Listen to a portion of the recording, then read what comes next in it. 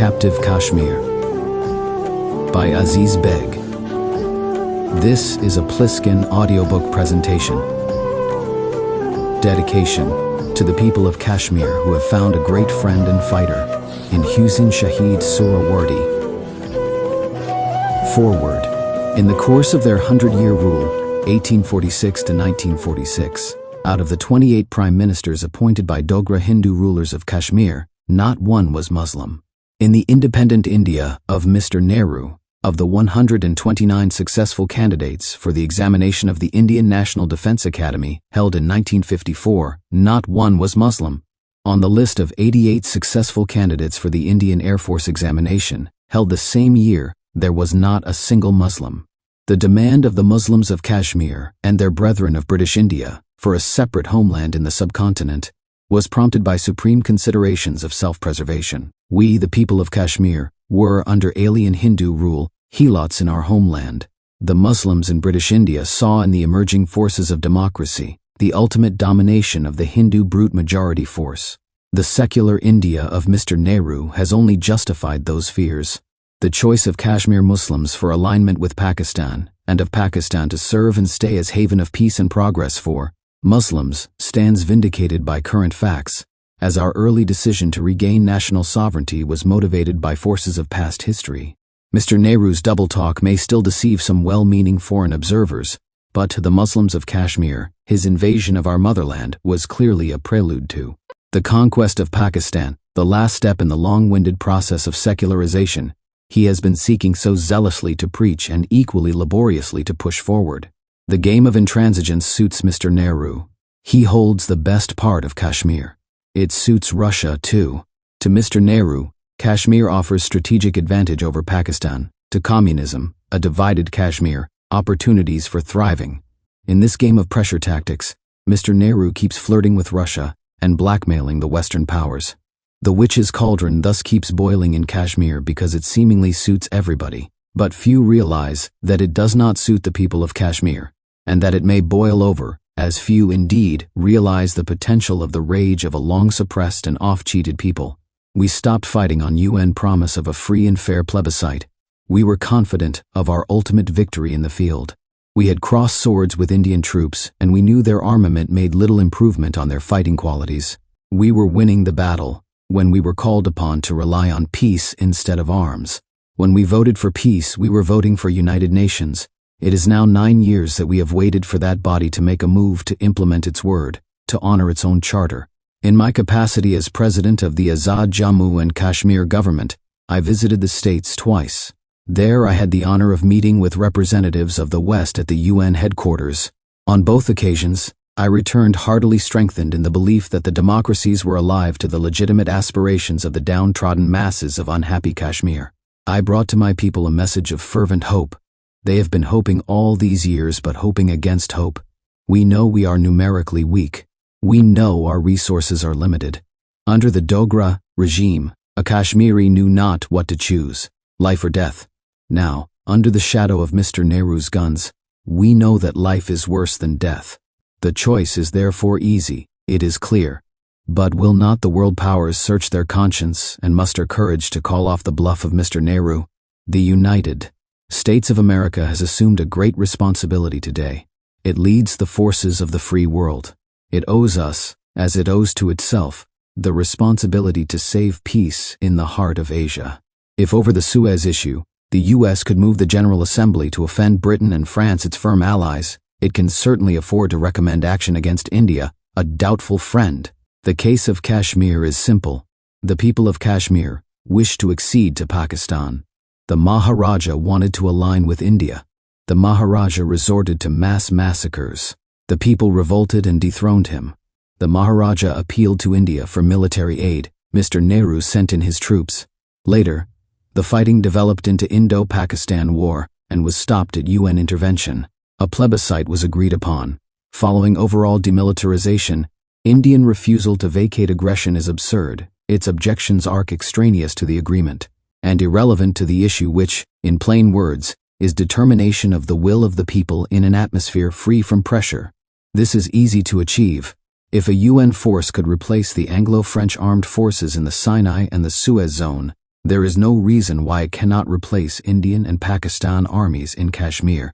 I cannot close this appeal without a word about the publication of Mr. Aziz Beg. In his brilliant exposition of the Kashmir case, the author has shed new light on many fundamentals, as well as various facets of the Kashmir problem. The treatise adds a masterly contribution to the voluminous literature on the subject. While congratulating Mr. Aziz Beg on this enchanting effort, I deem it my duty to express to him my deep sense of gratitude for the pains he has taken in pleading the case of the people of Kashmir to the moral conscience of mankind. Azad Kashmir Zindabad, Pakistan Zindabad. Muzaffarabad, September 4, 1957. Sardar Mohammad Ibrahim Khan, President, Azad Jammu and Kashmir Government. Preface. At the foot of the Himalayas, nature stretched a valley which became proverbial for its grandeur, its fragrance and lyrical appeal.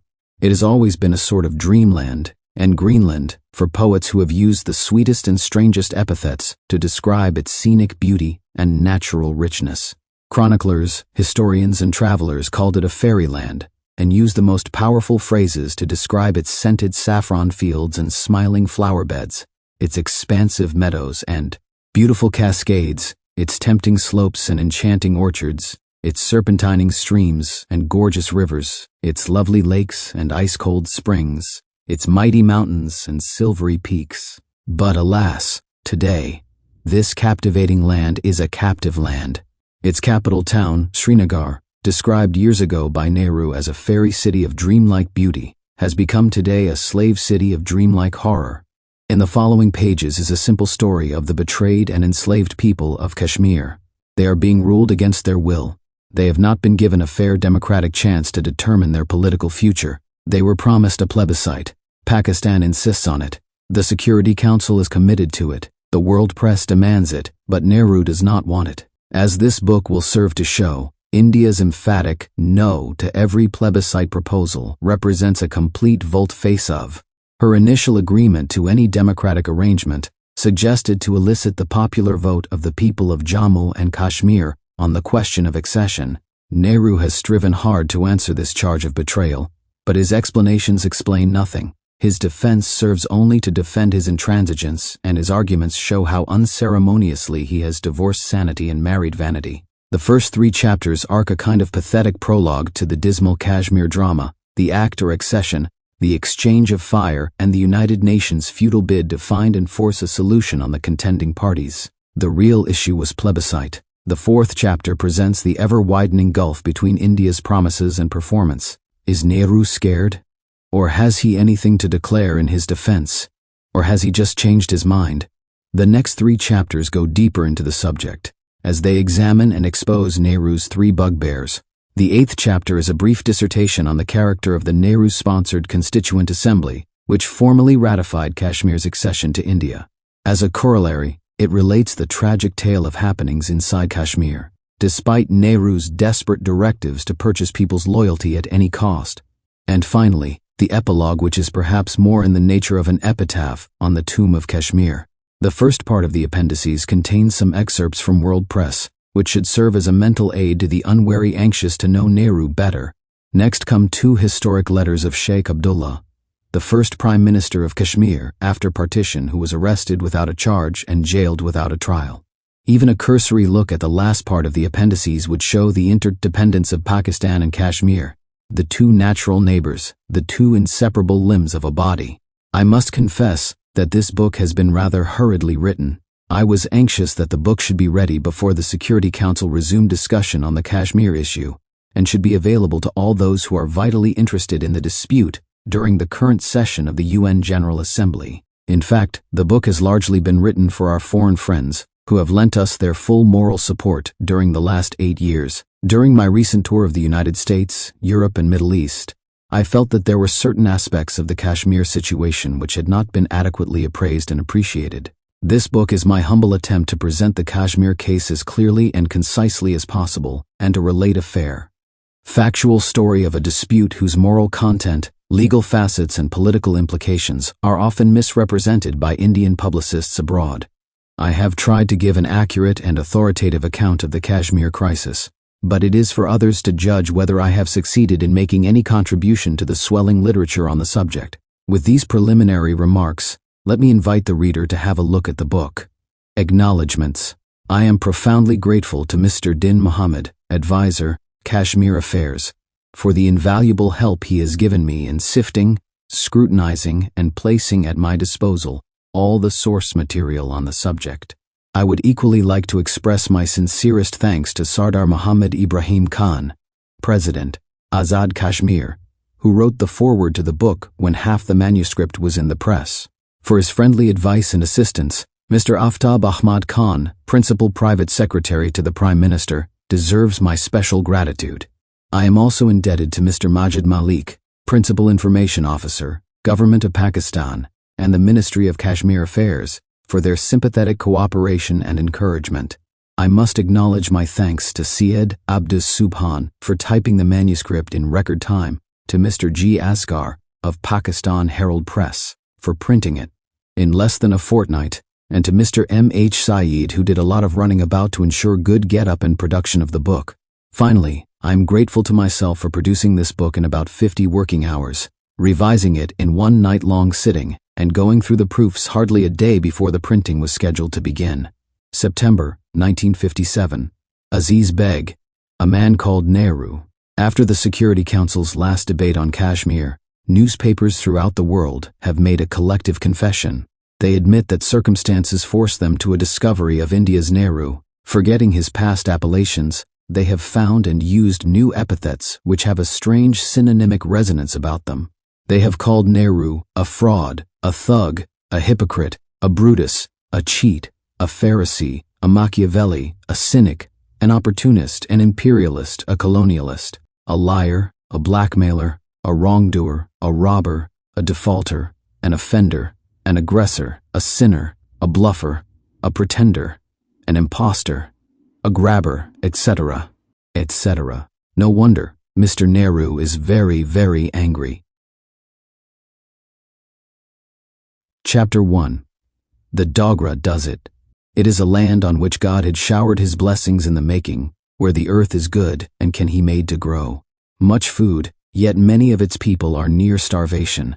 A land where the finest silks and the softest wools are spun and woven into cloth, yet most of its people are clad in rags. A land where precious stones are to be found, yet few of its people possess any. A land which writers have described as the Happy Valley, yet only those who visit it are happy, not those who dwell therein. 100 years ago, a degenerate Dogra Hindu prince bought this land from the British for an amount which, today, may not be considered enough to establish a medium-sized sugar mill.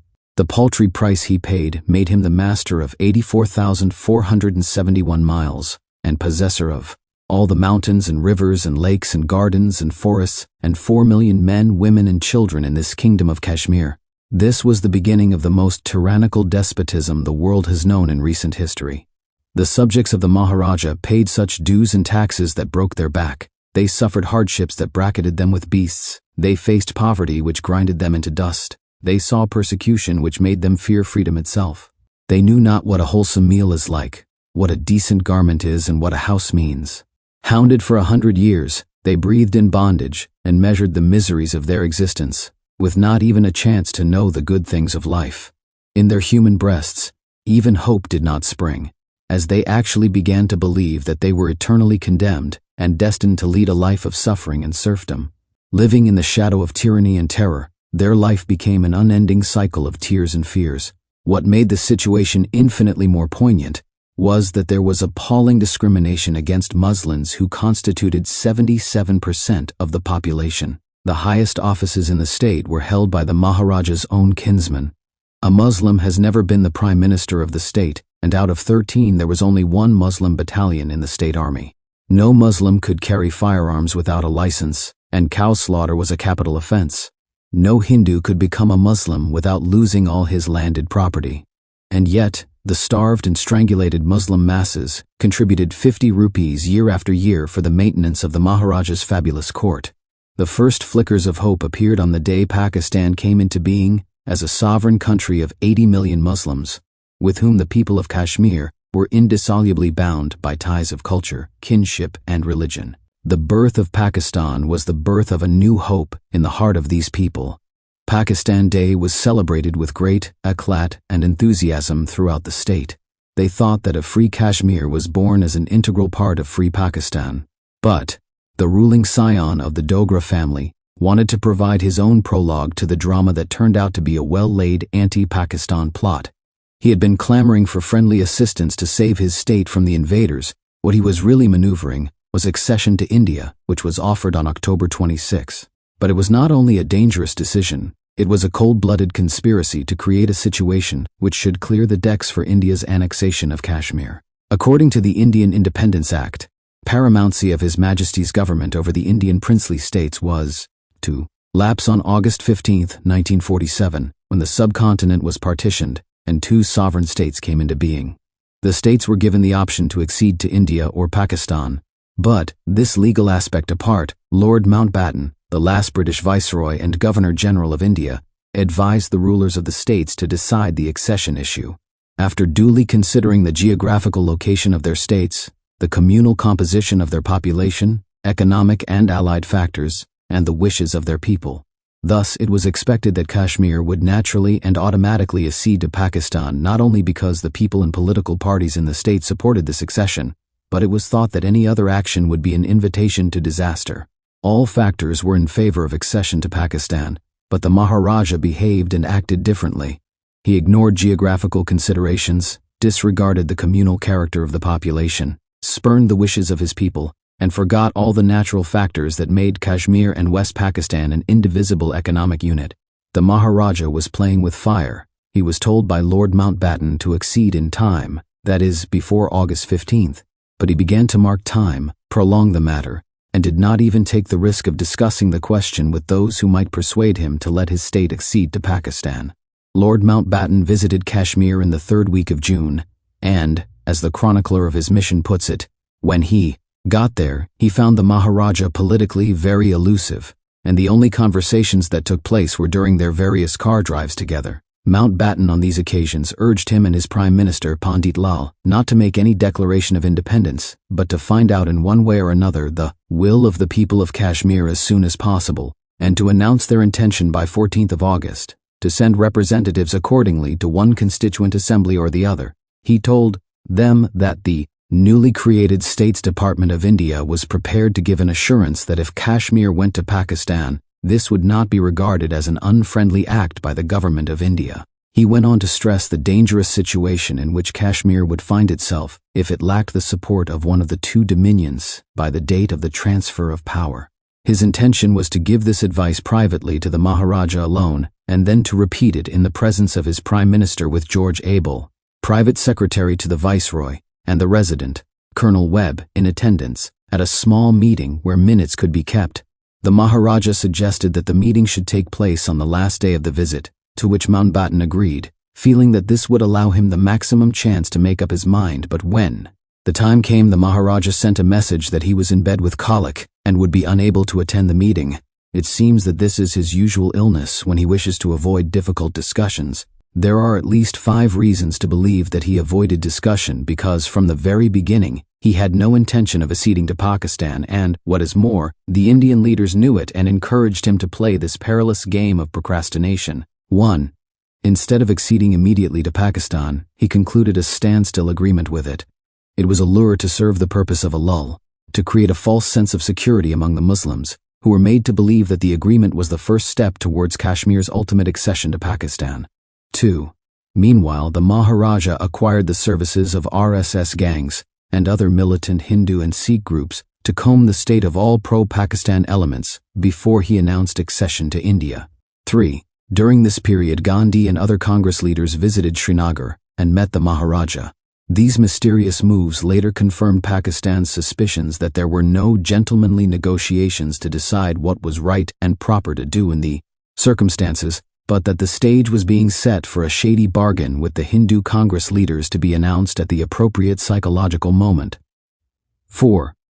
Furthermore, during these weeks, it was reported that the Kashmir government has confirmed the news that it is linking the state via Pathankot with the East Punjab and throwing a bridge over the river Ravi.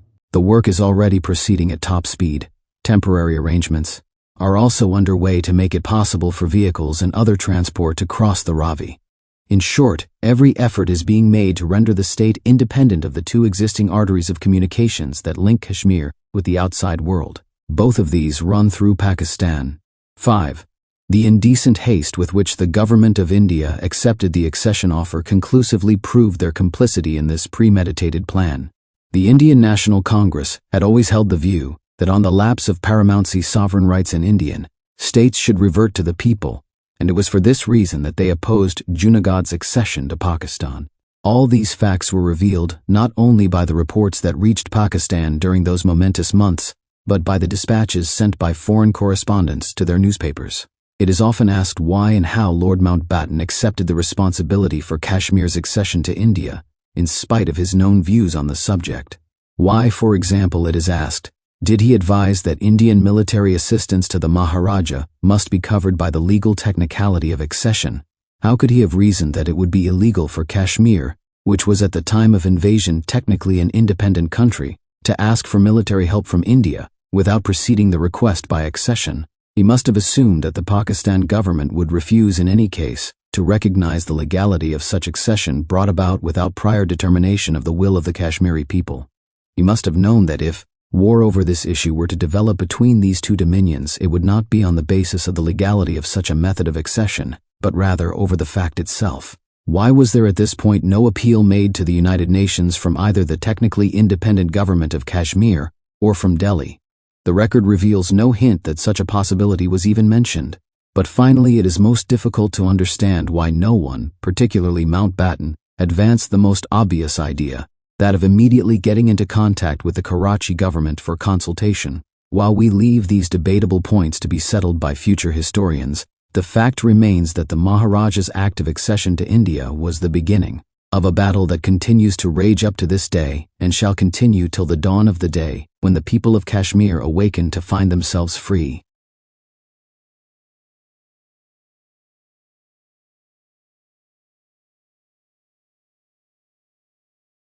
Chapter 2. Invitation to Bullet. The Maharaja's fateful decision to accede to India was an open invitation to Bullet.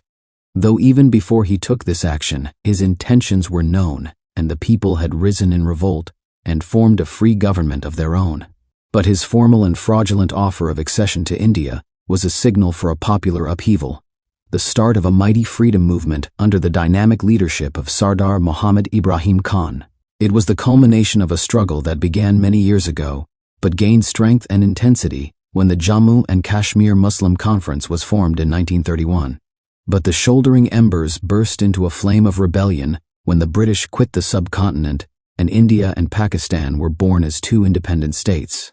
The hour had struck, the time was ripe, the state was seething with discontent, the people were ready to resist, and when the Maharaja's men asked Muslims to surrender arms, the choice was between life and death.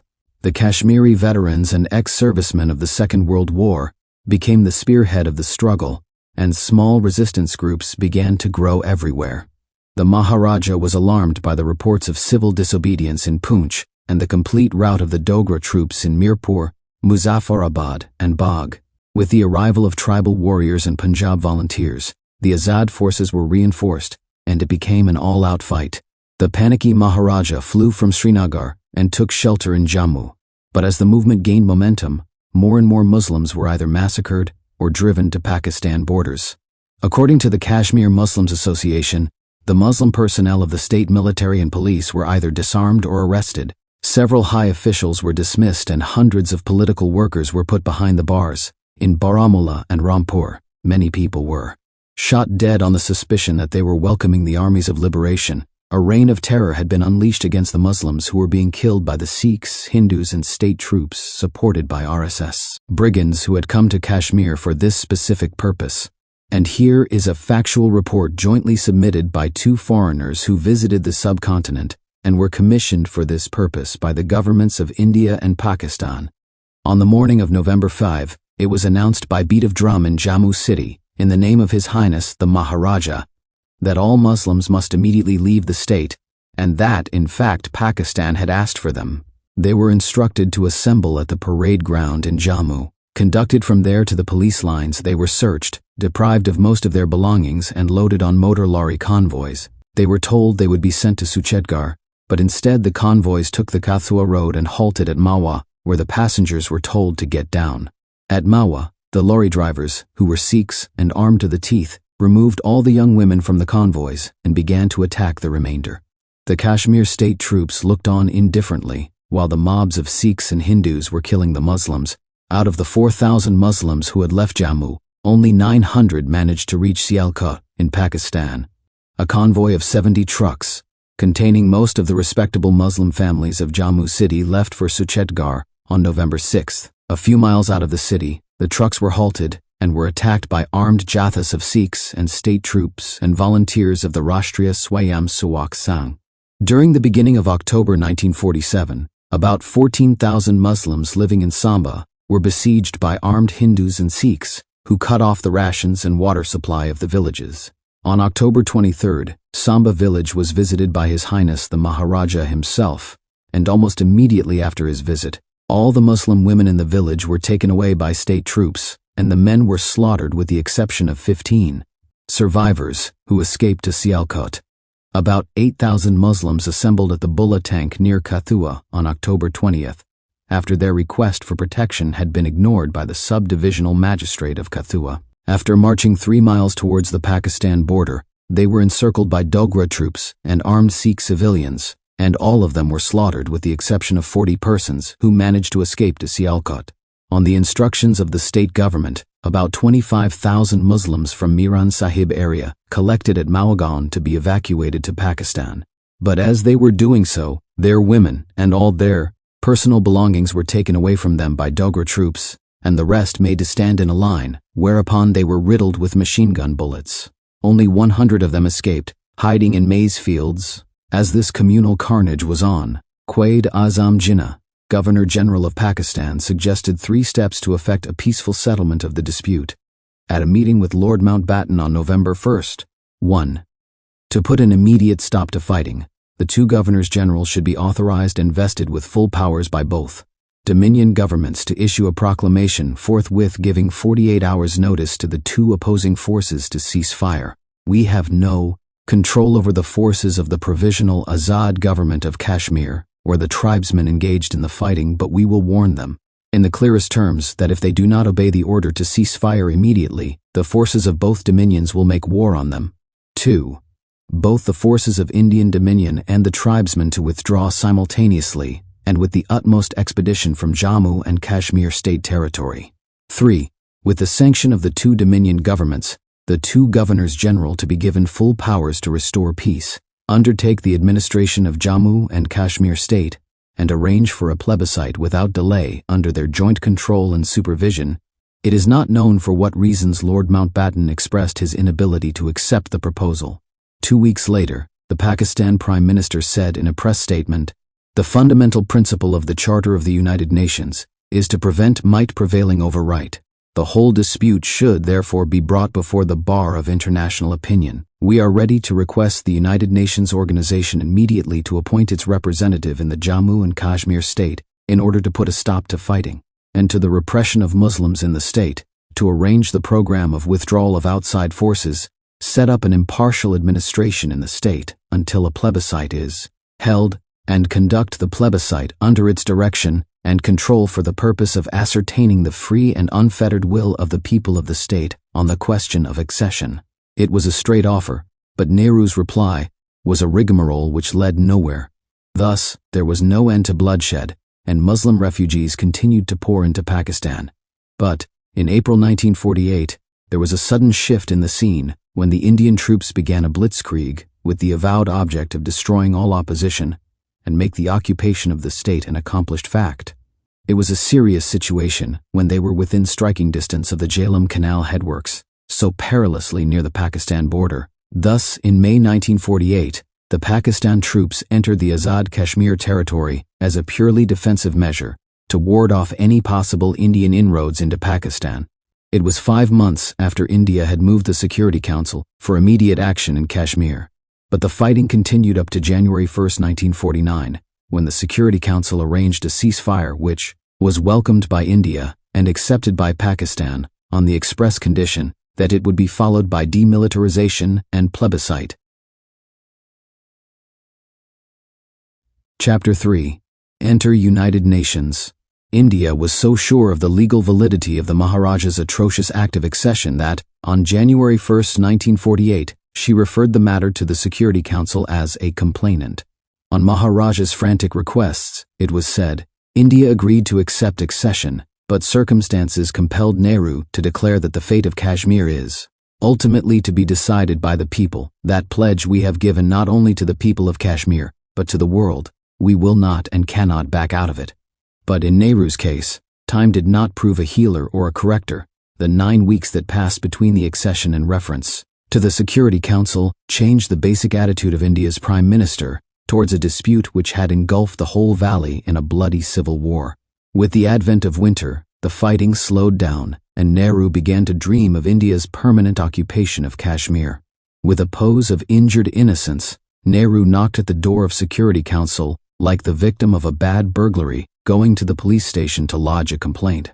But strange are the ways of God. The complainant became the accused and today stands condemned in the eyes of the whole world. India was anxious to see Pakistan pronounced as guilty, but instead, she finds herself today in the dock. The complaint proved a boomerang, and every allegation she advanced against Pakistan recoiled on her and limelighted issues she was most anxious to avoid. India asked the Security Council, 1. To prevent Pakistan government personnel, military and civil, from participating or assisting in the invasion of the Jammu and Kashmir state, 2. To call upon other Pakistani nationals to desist from taking any part in the fighting in the Jammu and Kashmir state, 3. To deny to the invaders A. access to and use of its territory, 4. Operations against Kashmir, B. military and other supplies, C. all other kinds of aid that might tend to prolong the present struggle. Pakistan was hardly taken by surprise and did not lose a moment in submitting its counter-complaint to the Security Council. Pakistan requested the Security Council not to treat Kashmir as an isolated issue, as it accused India of widespread genocide against the Muslim population, forcible occupation of Junagadh state, which had acceded to Pakistan non-fulfillment of agreements reached immediately after partition, and accepting the Maharaja's dangerous offer of accession, which was based on violence and fraud, in spite of the standstill agreement which necessitated prior consultation with the government of Pakistan. The result of this complaint and counter-complaint was a moral triumph for Pakistan. Firstly, the Security Council did not concede the Indian request that Pakistan be condemned as aggressor, and secondly, the Security Council did not accept India's legal position by ignoring this legal aspect of the issue. In fact, the Security Council readily agreed with Pakistan that the only lasting solution of the problem was 1. To demilitarize the state, and 2. To hold a plebiscite under the direct supervision of the United Nations. The Security Council thus appointed a commission which succeeded in securing India-Pakistan agreement and approval of the 2 resolutions passed on August 13, 1948 and January 5, 1949, which laid down the following procedure to decide the question of accession. 1. Immediate ceasefire and demarcation of the ceasefire line. 2. The demilitarization of the state of Jammu and Kashmir, a free and impartial plebiscite under the auspices of the United Nations to settle the accession issue. Fighting stopped on the first day of 1949. An agreement on demarcation of the ceasefire line was concluded after 7 months. The UN military observers took their positions on both sides of the ceasefire line to ensure that the agreement was not violated, but the Commission failed to secure India's acceptance of any plan of demilitarization of the state. When all efforts proved abortive, the Commission decided that all points of difference which had arisen between India and Pakistan should be referred to Admiral Chester Nimitz, who had already been designated plebiscite administrator. Pakistan accepted, and India rejected the proposal. The case came back to the Security Council in September 1949. And it was decided that a UN representative should be appointed to explore the possibility of an agreed solution and iron out the difficulties that had cropped up. General M.C. Naughton, president of the Security Council, was entrusted with the task of negotiating informally with the Indian and Pakistani representatives. Pakistan accepted his plan, but India demanded the complete disbanding and disarming of the Azad forces and the occupation of the northern areas by the Indian Army. The Security Council reconsidered the situation and adopted a resolution on March 14, 1950, appointing Sir Owen Dixon to act as mediator. Having called a joint meeting of the two prime ministers and discussed the issue with them, he came to the tragic conclusion that India's agreement would never obtain to demilitarization, preparatory to the holding of a plebiscite, in conditions sufficiently guarding against intimidation and other forms of influence and abuse. Later, he suggested a few specific measures to ensure a free and fair plebiscite, but India turned down every proposal. The Security Council again took up the case and adopted a resolution on March 30, 1951, providing for the appointment of Dr. Graham as UN representative to implement the resolutions. Dr. Graham labored for 19 months, but India rejected every plan to effect the demilitarization of the state. Besides, the prime ministers of India and Pakistan met often not only to discuss the Kashmir dispute, but to resolve all issues outstanding between the two countries. Even these direct negotiations failed, as India began to raise the issue of American military aid and Pakistan's participation in the regional defense pacts. These issues had no relevancy to the Kashmir dispute, but India was determined to seize every opportunity to hold up a plebiscite. All these years have only served to harden Nehru's opposition to any demilitarization plan. When it was suggested, during and after the Suez Crisis, that a UN police force in adequate numbers be sent to the state of Jammu and Kashmir to ensure peaceful withdrawal of Indian troops from occupied Kashmir and Pakistani troops from Azad Kashmir to prepare the ground for a popular plebiscite, Nehru hit back and said that he could not allow any foreign troops in Kashmir. But he conveniently forgot that the primary task of the UN force was to expedite the withdrawal of foreign troops from Kashmir. As long as the Kashmir dispute was not democratically settled, the Indian troops in Kashmir were technically foreign troops. Besides, why has this UN force idea become so foreign to Nehru's mind when he is ever ready to contribute a contingent of Indian troops to UN force at the slightest indication of trouble brewing in the remotest part of the world? In the course of an article which appeared in Washington Post on December 4, 1956, I said, "Kashmir's relations with India are based on force, not consent, and 100,000 Indian troops patrolling and policing the state are foreign troops. Since the UN is not yet relieved of its responsibility in Kashmir, the least it should do is to enforce the same measures in this case as it has already enforced in similar cases." For the first time, a UN police force has been created to deal with a sudden and serious situation.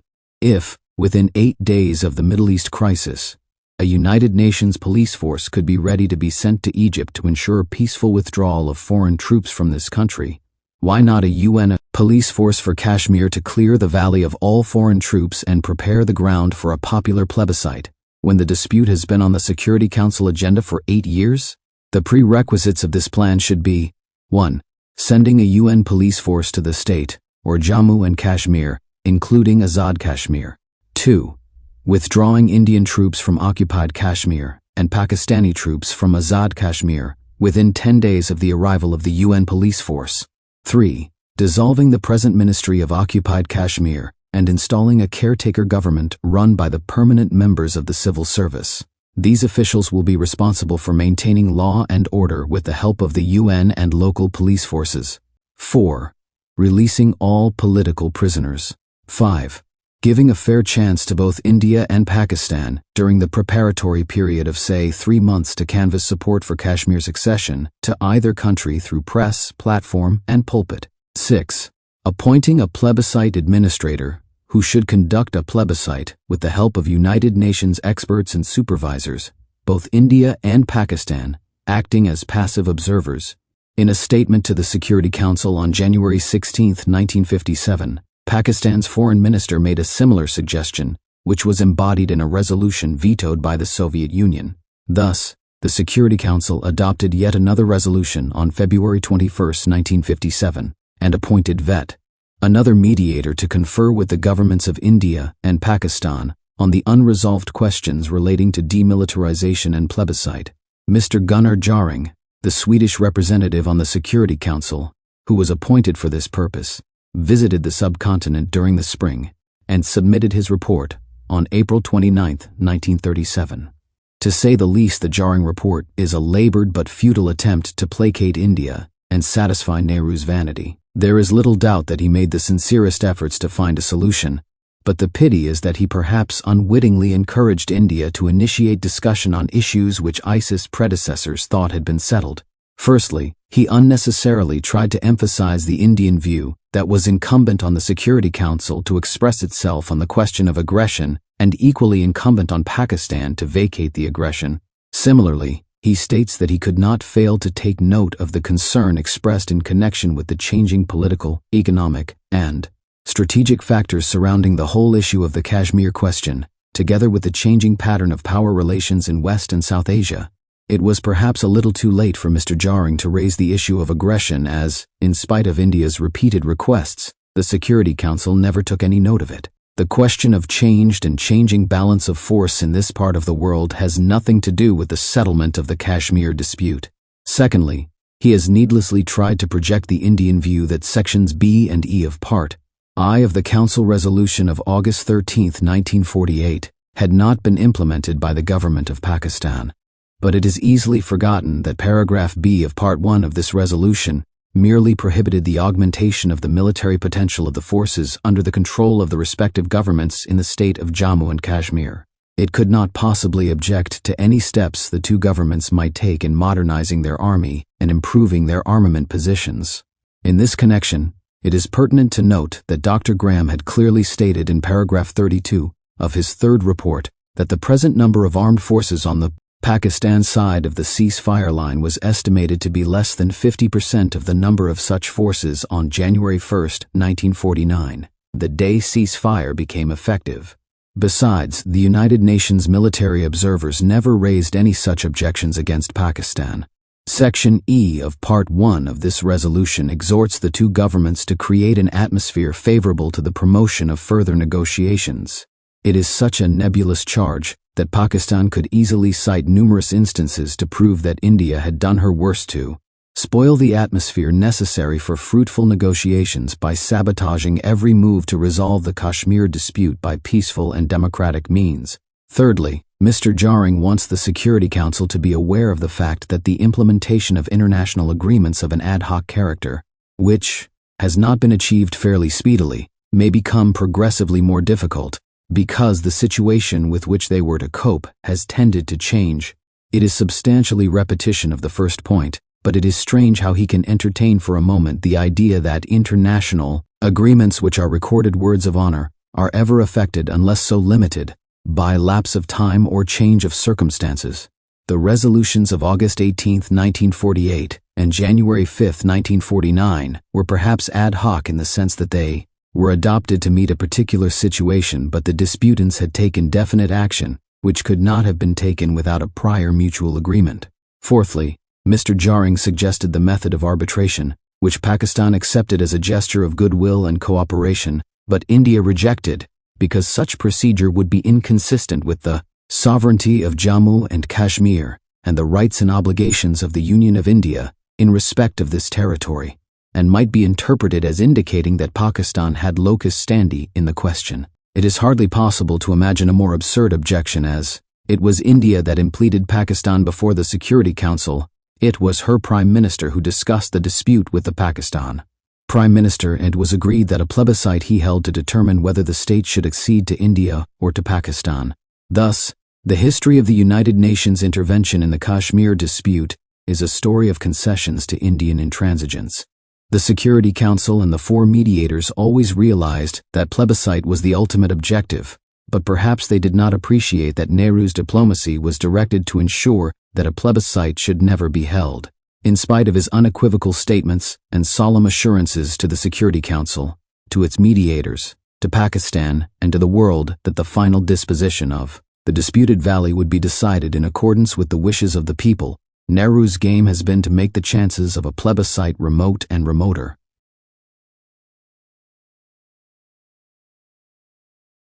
Chapter 4. The Plebiscite Promise. Thus, we have seen that right from the moment the Security Council took cognizance of the Kashmir dispute up to the Jaring mission, India has used every stratagem and resorted to every device to deviate from the original position. The manifest purpose of all this ingenious casuistry is to dodge the day of plebiscite, as the ultimate objective of all the Security Council resolutions was to create conditions conducive to the holding of an early and fair plebiscite. Let us see how far India is bound by these resolutions and what international commitments she and her leaders had made in the past. to honor their pledge to the people of Jammu and Kashmir. In his reply to the Maharaja's letter dispatched on October 27, 1947, Lord Mountbatten, the Governor-General of India, stated on behalf of the Government of India, consistently with their policy that in the case of any state where the issue of accession has been the subject of dispute, the question of accession should be decided in accordance with the wishes of the people of the state. It is my government's wish that as soon as law and order have been restored in Kashmir and her soil cleared of the invader, the question of the state's accession should be settled by a conference of the people. Perhaps not satisfied with this clarification, Nehru promptly sent a telegram to the Prime Minister of the United Kingdom, Mr. Attlee, in the course of which he said, "I should like to make it clear that question of aiding Kashmir in this emergency is not designed in any way to influence the state to accede to India. Our view, which we have repeatedly made public, is that the question of accession in any disputed territory or state must be decided in accordance with the wishes of people, and we adhere to this view." On receiving this telegram, the Prime Minister of the United Kingdom sent a clearly worded message to the High Commissioner for the United Kingdom in Pakistan to be communicated to the Prime Minister of Pakistan. "I have received message from Prime Minister of India stating that grave situation has developed in Kashmir." He adds that he would like to make it clear that the question of aiding Kashmir in this emergency is not designed in any way to influence the state to accede to India. Next day, Mr. Nehru dispatched the following telegram to Prime Minister Liaquat Ali Khan. "I wish to assure you that the action Government of India has taken has been forced upon them by circumstances and imminent and grave danger to Srinagar. They have no desire to intervene in affairs of Kashmir state after raiders have been driven away and law and order established. In regard to accession also, it has been made clear that this is subject to reference to the people of state and their decision. Government of India have no desire to impose any decision and will abide by people's wishes, but those cannot be ascertained till peace and law and order prevail." On the last day of October, the same year, the Prime Minister of India dispatched yet another telegram to the Prime Minister of Pakistan. "Kashmir's accession to India was accepted by us at the request of the Maharaja's government and the most numerously representative popular organization in the state, which is predominantly Muslim. Even then it was accepted on condition that as soon as the invader has been driven from Kashmir soil and law and order restored, the people of Kashmir would decide the question of accession. It is open to them to accede to either dominion then. Our assurance that we shall withdraw our troops from Kashmir as soon as peace and order are restored and leave the decision regarding the future of this state to the people of the state is not merely a pledge to your government, but also to the people of Kashmir and to the world." In the course of Mr. Nehru's broadcast to his nation, 3 days later, he announced that the Government of India were prepared to hold a referendum in Kashmir under international auspices like the United Nations to decide the issue of Kashmir's accession. "We have declared that the fate of Kashmir is ultimately to be decided by the people." Again, next day, Mr. Nehru, in a telegram to Mr. Liaquat Ali Khan, repeated his assurance. "I wish to draw your attention to broadcast on Kashmir, which I made last evening. I have stated our government's policy and made it clear that we have no desire to impose our will on Kashmir, but to leave final decision to people of Kashmir. I further stated that we have agreed to an impartial international agency like United Nations supervising any referendum. As soon as raiders are withdrawn, there would be no necessity for our keeping our troops there." In the summer of 1951, Maulana Azad, India's education minister, said in a press conference in Iran, "The Government of India have declared on more occasions than one, and on their own initiative, and without any suggestion from any quarter whatsoever, that the Government of India will respect the wishes of the people of Kashmir. Today and always we say that it shall be the people of Kashmir who will decide whether they will remain with us or accede to Pakistan." And then followed a series of assurances to the Security Council and its representatives that India would never obstruct or repudiate a plebiscite in Kashmir. When the government of Pakistan protested against the convening of a fake constituent assembly to give a final verdict on the issue of accession, Sir B.N. Rao, the then permanent representative of India in the United Nations, assured that his government's view was that while the Constituent Assembly may, if it so desired, express an opinion on the question of accession, it could take no decision on it. Later, another Indian representative reiterated that so far as the Government of India was concerned, the Constituent Assembly for Kashmir was not intended to prejudice the issue before the Security Council or to come in its way.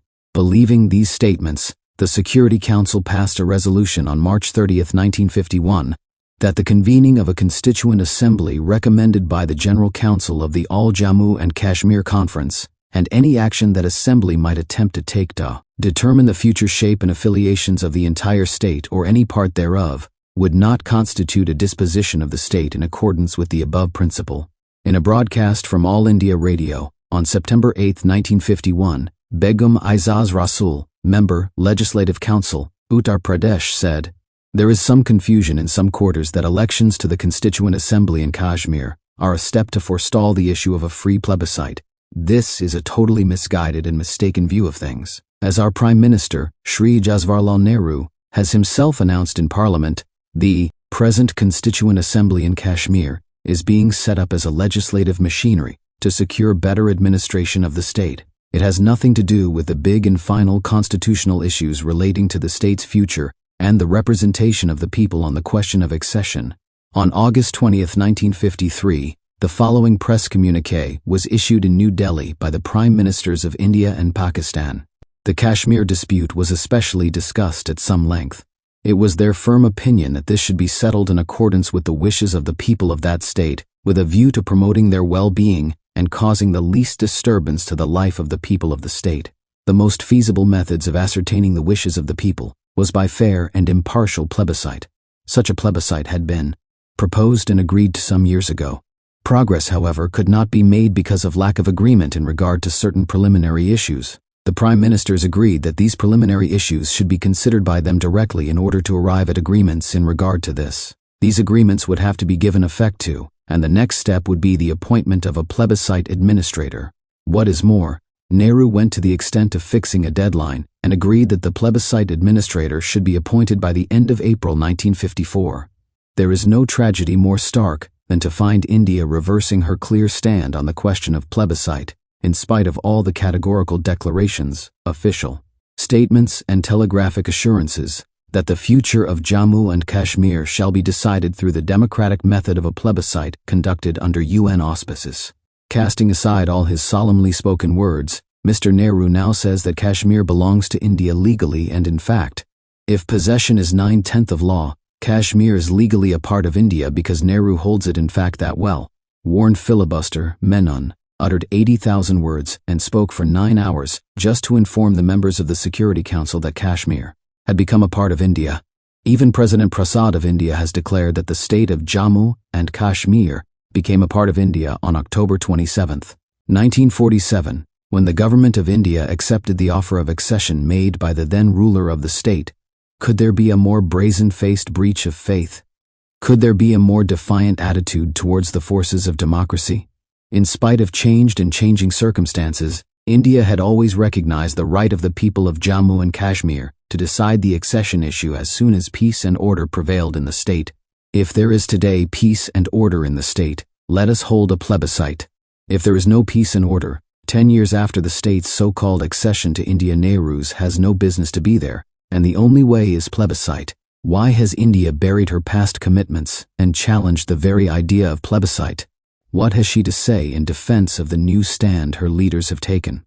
Has she any reasons to go back on her promises? The next 4 chapters are devoted to a brief discussion of the factors which, according to Indian spokesmen, have basically altered the position and ruled out the prospects of a plebiscite.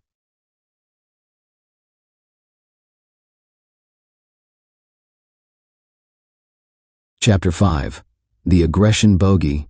From the day the Government of India called upon the Security Council to intervene as the situation in Kashmir was one of extreme urgency and calls for immediate action up to the jarring mission, Mr. Nehru and his representatives have refused to discuss the question of plebiscite as long as Pakistan did not vacate the aggression.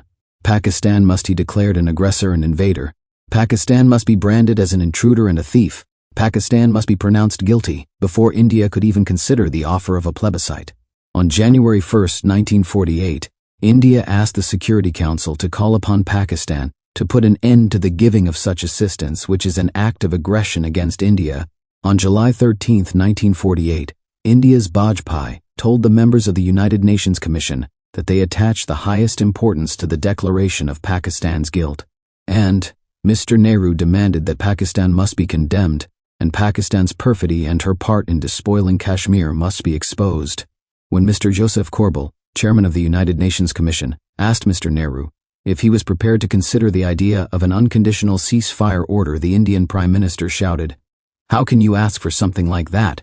It means that you are putting us on the same platform with the other side. It is your duty, as a commission, to condemn Pakistan for having an army on our soil. You should compel them to withdraw. Otherwise it would be as though a thief had broken into my house, and you would then tell him to stay and not to move out until some further measure had been taken. You treat the thief and the owner of the house as equals. First, the thief must get out, and then we can discuss further steps." What is Pakistan's case? Firstly, it should be remembered that the Kashmir conflict is only part of the wider struggle in the subcontinent, which led to the partition of India. It is hardly possible to pronounce judgment on any issue, or even suggest a solution of any problem, which have placed India and Pakistan in two hostile camps, without weighing the background of the struggle which inevitably led to separation. See Chapter 7. The question of Pakistan's aggression in Kashmir is inseparable from the issue of accession, which, as we have seen, was based on violence and fraud.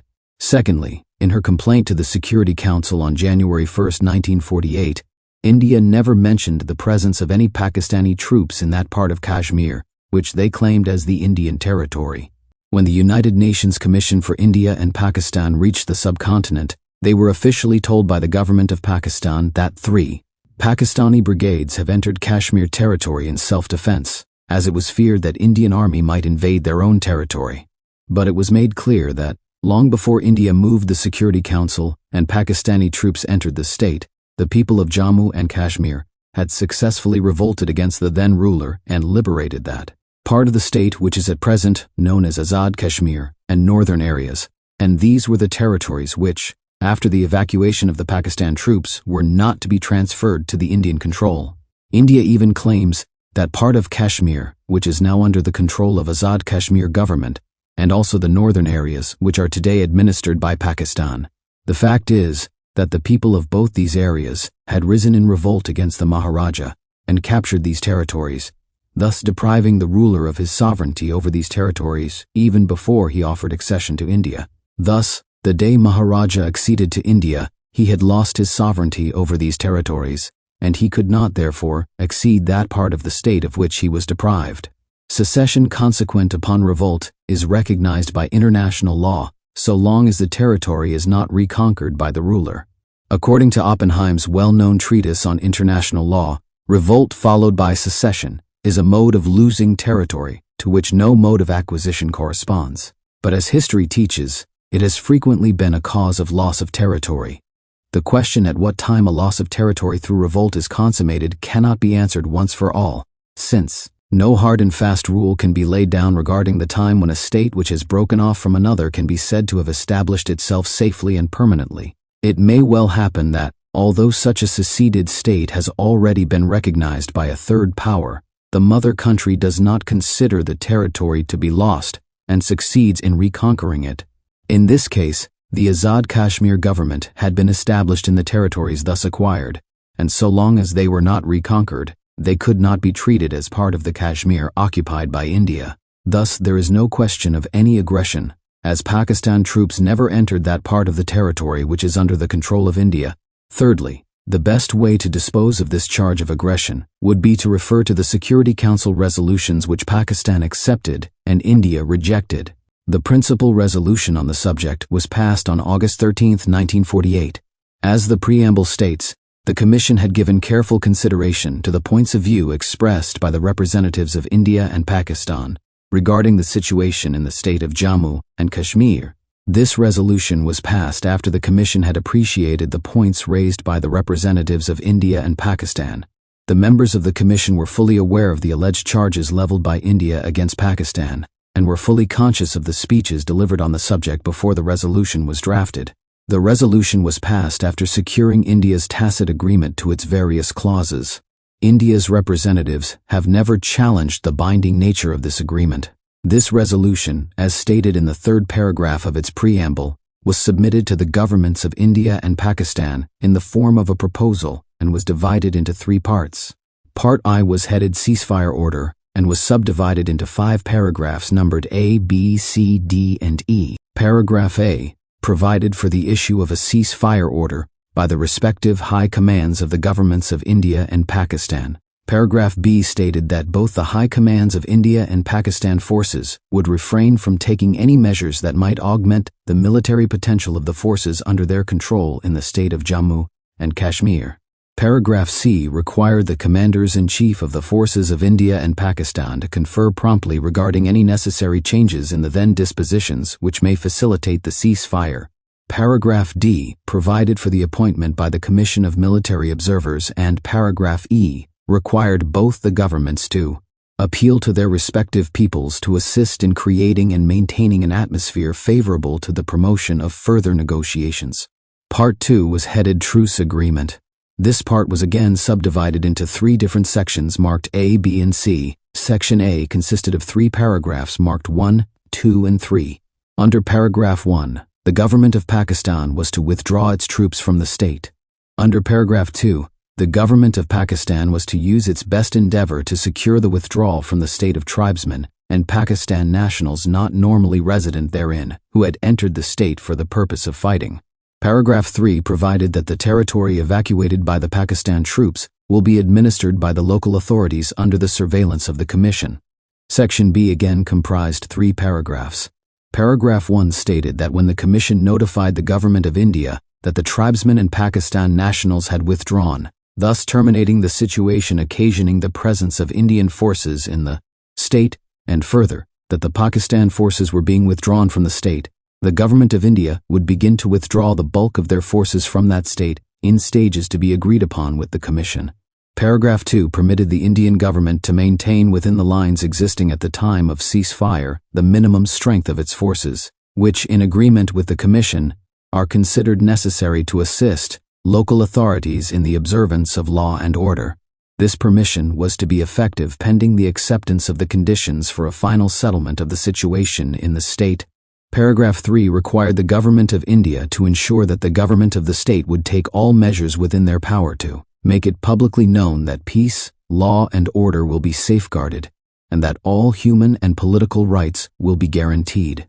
Section C consisted of 1 paragraph only and provided for making public, upon signature, the full text of the truce agreement or the communiqué containing the principles thereof as agreed upon between the 2 governments. Part 3 of the resolution required both the governments to reaffirm their wish that the future status of the state of Jammu and Kashmir shall be determined in accordance with the will of the people, and to that end both governments, upon acceptance of the truce agreement, were to enter into consultation with the Commission to determine fair and equitable conditions whereby such free expression shall be assured. This resolution was followed by another resolution, dated January 5, 1949. In the preamble of this resolution, it is stated that both the governments had communicated in writing to the Commission their acceptance of the following principles, among others which were supplementary to the Commission's resolution of August 13, 1948. 1. The question of the accession of the state of Jammu and Kashmir to India or Pakistan will be decided through the democratic method of a free and impartial plebiscite. 2. A plebiscite will be held when it should be found by the Commission that the ceasefire and truce arrangements set forth in Parts 1 and 2 of the Commission's resolution of August 13, 1948, have been carried out and arrangements for the plebiscite have been completed. 3. The Secretary-General of the United Nations will, in agreement with the Commission, nominate a plebiscite administrator who shall be a personality of high international standing and commanding general confidence. 4. All citizens of the state who have left it on account of the disturbances will be invited and be free to return and to exercise all their rights as citizens. 5. At the conclusion of the plebiscite administrator shall report the result thereof to the Commission and to the Government of Jammu and Kashmir, and the Commission shall then certify to the Security Council whether the plebiscite has or has not been free and impartial. The remaining principles were meant to provide for the functions and powers of the plebiscite administrator, as well as for the fixing of details relating to the holding of the plebiscite by the administrator. These 2 resolutions, which were the foundation stones for holding plebiscite in the state, lead us to the following points. 1. That Pakistan had admitted the presence of troops in a part of the state which was not under the control of India, and that even on the evacuation of these troops the part of the state thus evacuated was to be administered by local authorities under the surveillance of the Commission, and not by the so-called government of Jammu and Kashmir state under the control of India. 2. That it was only after the tribesmen and the Pakistan nationals mentioned in the principal resolution had left the state that the Pakistan troops were to withdraw, and along with their withdrawal, the bulk of the Indian army had also to withdraw. 3.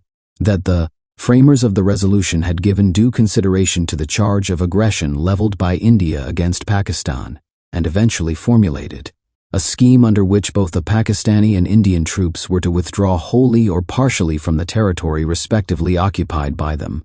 4. That the ultimate disposition of the state was to be determined not in the light of what India or Pakistan had gained by accession or otherwise, but by the people of the state themselves, including even those citizens of the state who had been compelled to leave it as a result of the disturbed conditions in the state. 5. That the plebiscite that was to be held in the state in order to enable the people of the state to declare their choice was to be held under the auspices of the United Nations and in the state as a whole, and not in any other manner or in any portion thereof, whether under the control of India or Pakistan. 6. That it was for the Commission to say whether the plebiscite had been free and fair. After accepting these two resolutions, India began to put impossibly tortuous constructions on certain provisions, and it was for the purpose of resolving these interpretative difficulties that the Security Council appointed, one after the other, 4 mediators who are tragically hounded by the common factor of their failure. India started a new battle of interpretations and found in a casual remark made by Sir Owen Dixon a confirmation of her charge of aggression against Pakistan.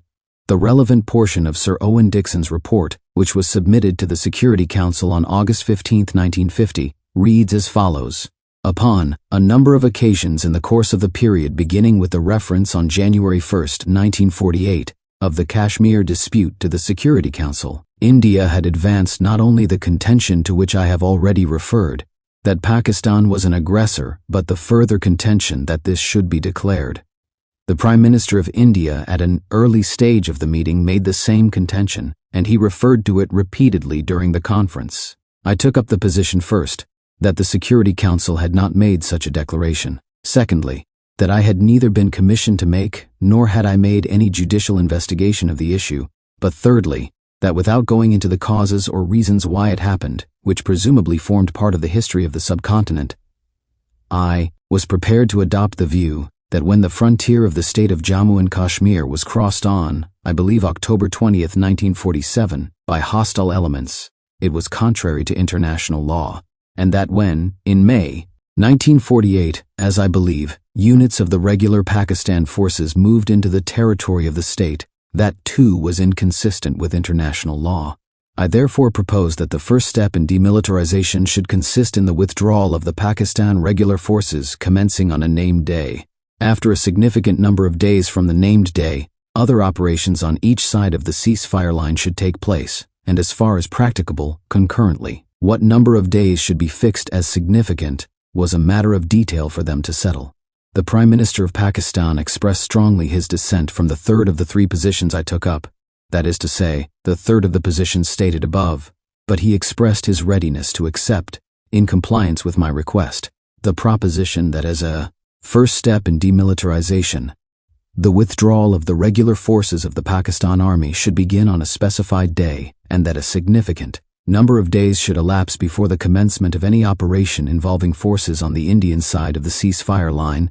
Thus, it is clear that Sir Owen Dixon related all the circumstances to show that the supposition he had made was merely in the nature of an obiter dictum and should not be considered a judicial verdict. What is more significant is the fact that in his third report to the Security Council on April 22, 1952, Dr. Frank Graham categorically stated that Part 1 of the resolution of August 13, 1948, could be considered implemented.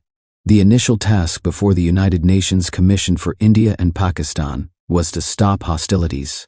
The ceasefire was agreed upon between the 2 parties and became effective on January 1, 1949. The 2 governments also agreed to the ceasefire line on July 7, 1949.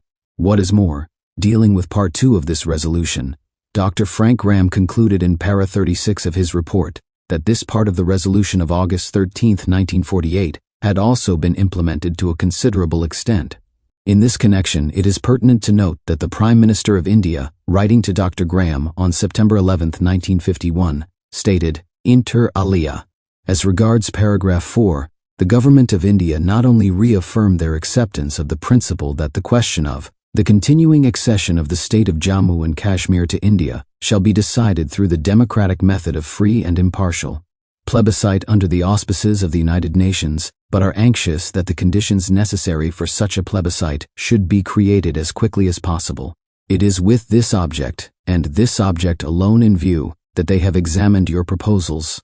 In paragraph 46 of his third report, Dr. Graham observed, "The chief remaining obstacle is the difference over the number and character of forces to be left on each side of the ceasefire line at the end of the period of demilitarization." The Security Council, having received Dr. Graham's third report, dated April 22, 1952, as well as his fourth report, dated September 16, 1952, passed a resolution on December 23, 1952, urging the governments of India and Pakistan to enter into immediate negotiations under the auspices of the United Nations representative for India and Pakistan in order to reach agreement on the specific number of forces to remain on each side of the ceasefire line at the end of the period of demilitarization, this number to be between 3,000 and 6,000 armed forces remaining on the Pakistan side of the ceasefire line, and between 12,000 and 18,000 armed forces remaining on the India side of the ceasefire line,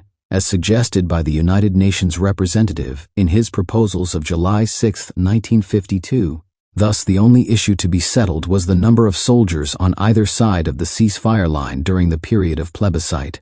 But India is raising irrelevant issues in order to sidetrack the real issue. If the real issue was aggression, why India refused to support the United Nations resolution condemning China as an aggressor during the Korean campaign, and Nehru declared that it was clear it wouldn't help to call a country an aggressor when you intended having dealings with it in order to reach settlement by negotiation. How could Pakistan be an aggressor when India was negotiating with it in order to reach settlement? But Nehru is sticking to the aggression bogey, not because it lends any strength to his case, but because it confuses the issues which remain to be resolved. India thinks that the only way she can get out of her commitments is to raise absurd objections, put impossible interpretations on clear provisions, demand new conditions, start new premises for discussion, initiate a legalistic and dialectical debate on the technical meaning of words, tear one sentence from its context, and then invite everybody to partake of this unending game of acrobatics.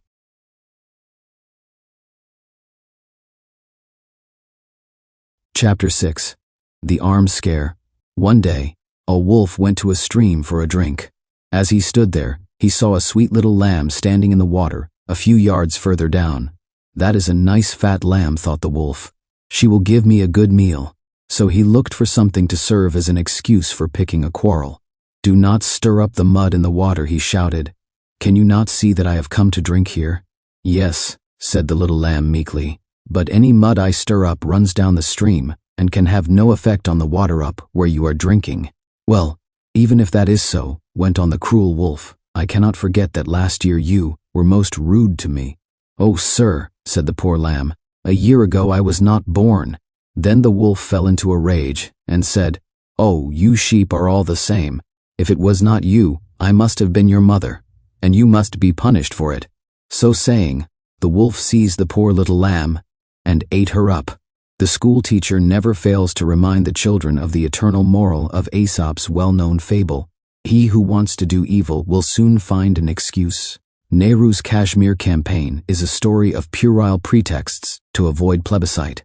First, Nehru claimed that the Maharaja's decision to accede to India was proper, legal, and constitutional. When the Security Council discovered the circumstances which led to this accession, Nehru continued to stick to this legalistic stand, but demanded that Pakistan must be declared an aggressor before he could be expected to negotiate for a plebiscite. Again, as this argument failed to carry conviction, he found other excuses to prolong the dispute and to make the holding of a plebiscite more and more difficult.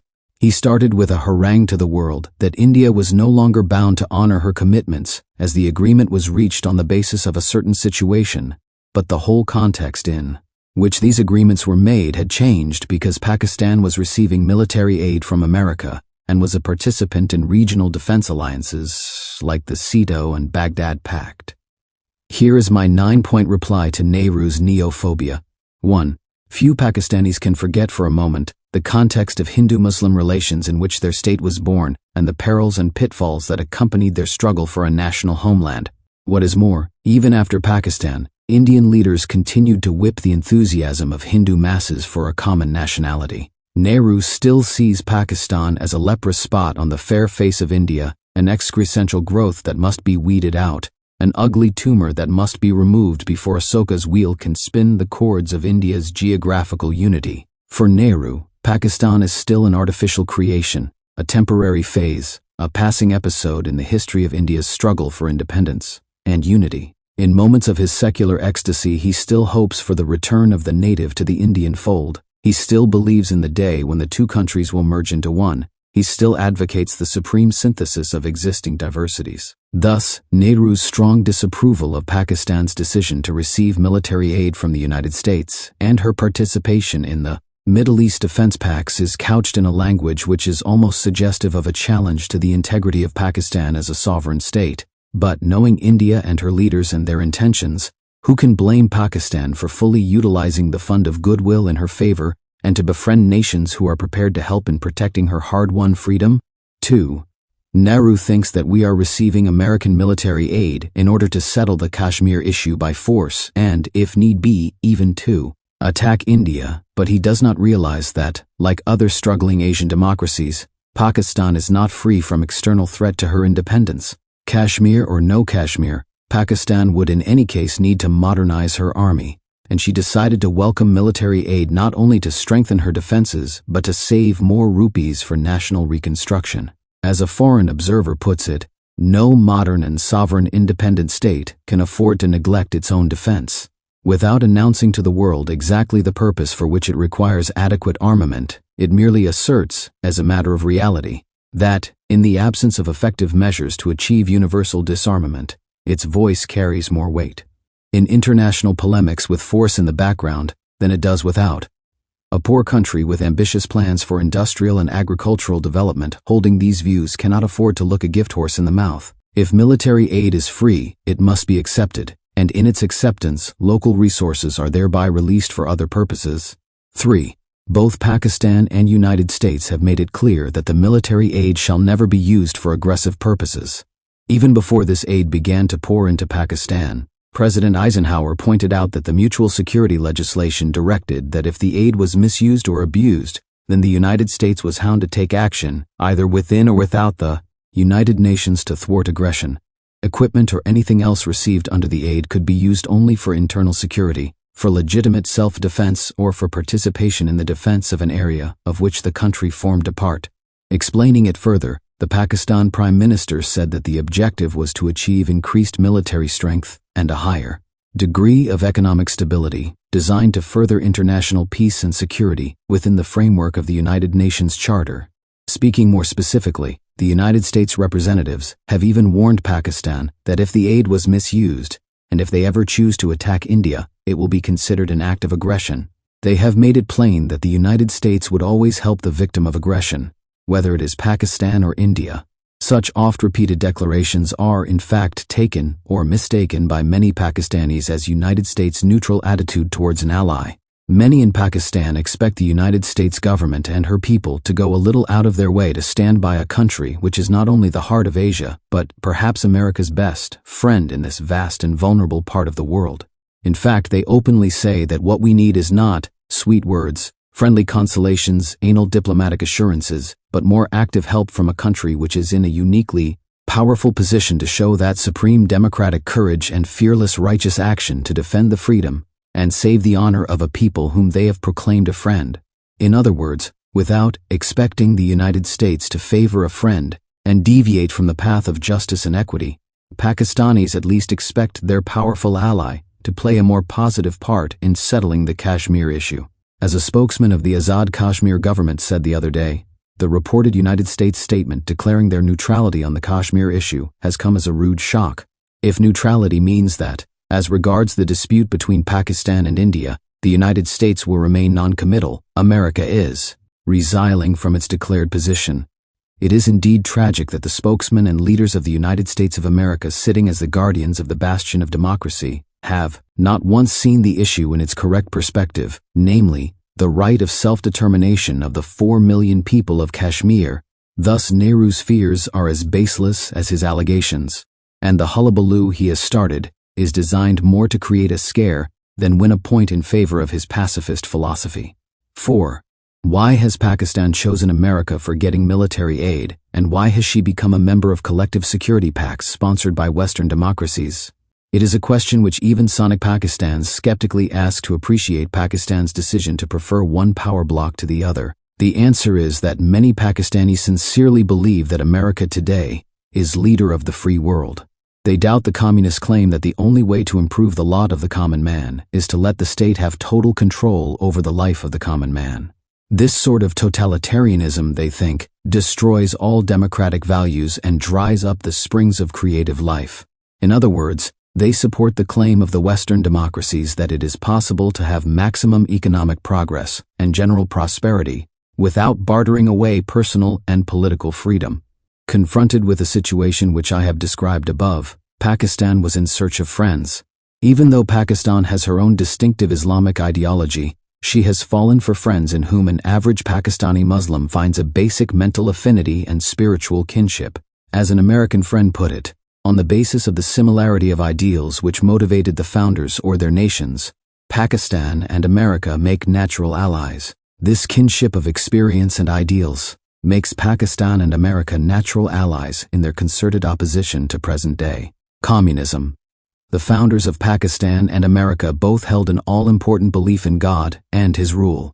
Despite differences in forms of worship and differences in the names given, there is the common conviction that it is God who is supreme, and the highest duty of man is submission to the will of God. 5. In the modern atom-propelled civilization, the difference between economic aid and military aid is as tenuous as it is misleading. The modern warfare is not so much fought in battlefields as in farms and factories. The old distinction between combatants and non-combatants is gone for good. What about U.S. loans and gifts and economic help to India? During their first 5-year plan alone, American aid to India totaled $538 million.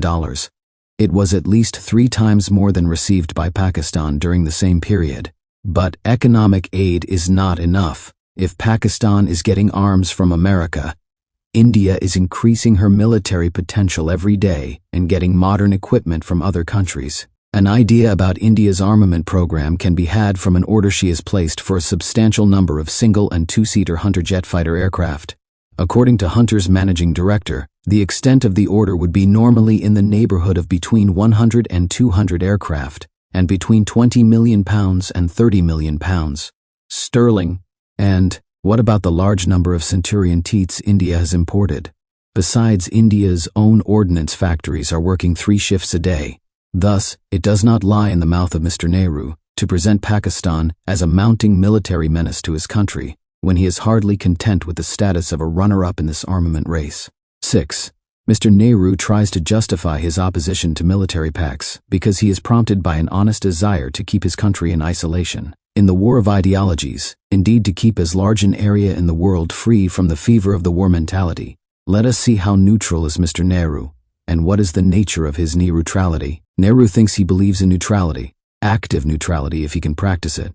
He would neither like to toe this line, nor toe that line, because he believes in a line of his own. He describes it as a policy of non-alignment. But the essence of his neutrality is found to have more empirical than doctrinaire basis. Nehru is prepared to accept Soviet aid without any pricks of conscience, and yet he sees no harm in getting American aid in large quantities, subject only to the availability of shipping space. Nehru is not prepared to give an assurance that he would not one day recognize Communist East Germany, and yet he admits that there is more freedom in West Germany than in its counterpart held by Soviet Russia. He does not care for his critics who believe that, as he is trying to ride 2 horses, he is precariously standing between 2 stools, that he is running with the hare and hunting with the hound, that his double-faced diplomacy is like a double-edged weapon, for it may have its rewards but it has also its risks. Nehru wants to pursue a policy of negative diplomacy if it can assure him of positive gains. He is neither in favor of United States nor in favor of Soviet Russia, but he would not like to lose the friendship of either. Lately, however, Mr. Nehru has become manifestly more neutral towards some than towards others. After the agreement to supply American arms to Pakistan, Nehru discovered that India and Russia are brothers. Russian aid to India was being received with a fanfare of publicity, and the American aid was being accepted rather grudgingly. Nehru rose like a meteor in the world of neutrality. But today his neutralism does not even appear to be prompted by what is called enlightened self-interest. Mr. Nehru's neutrality is a misnomer. 7. It is believed that Nehru voiced his fear that greatly increased armed forces in Pakistan, even those stationed outside Kashmir, would be in a position to strike into Kashmiri territory, at close objectives, in a manner which must involve second thoughts on India's attitude to demilitarization. According to a neutral foreign observer, Nehru's apprehensions were based on the realization of the military advantage, which Pakistan enjoyed in the brief campaign of 1948, through the circumstances by which India was bound to reinforce her front, using only one indifferent and vulnerable road which ran west out of Jammu. In contrast, Pakistan could choose her point of attack from any one of several alternatives, and not have far to move her troops in doing so. Thus, for Nehru, the real issue was not American military aid, but his Kashmir crusade. In this connection, there are 2 points which make the position clear to everybody, except Nehru. According to the Security Council resolution of August 1948 and January 1949, the task of demilitarization was to be completed in 2 stages. During the truce stage, the Pakistani forces and the bulk of the Indian Army were to be simultaneously withdrawn from the state. The final disposal of the remaining forces was a matter left to the plebiscite administrator. India has refused to conclude the truce agreement, even though Pakistan has secured the withdrawal of tribesmen and her nationals from Kashmir, in spite of the fact that the provision relating to it was only to be implemented after the truce agreement had been signed. Secondly, how does Pakistan's present military potential affect the position and number of forces in Azad Kashmir? 8. There is a sinister truth in Nehru's declaration that the situation has changed after the supply of American arms and equipment to Pakistan. Externally, the situation can best be assessed by reference to Nehru's initial reaction to the appointment of Fleet Admiral Nimitz as plebiscite administrator. Nehru stated, he was appointed as plebiscite administrator about more than 4 years ago. Much has happened in those 3 or 4 years. We must try to isolate the question of Kashmir from big power politics. It will not be fair to any of the big powers to ask them to supply a representative as a plebiscite administrator, however admirable he may be, because that would be embarrassing and needlessly creating suspicion, not in my mind necessarily, but in some other big power's mind. Thus, thanks to Nehru, Kashmir became an abject victim of the raging East-West ideological conflict and Cold War psychosis. Thus, Kashmir has been projected into the context of a global strategy, and yet this situation would not have arisen if there were no delay in settling the dispute.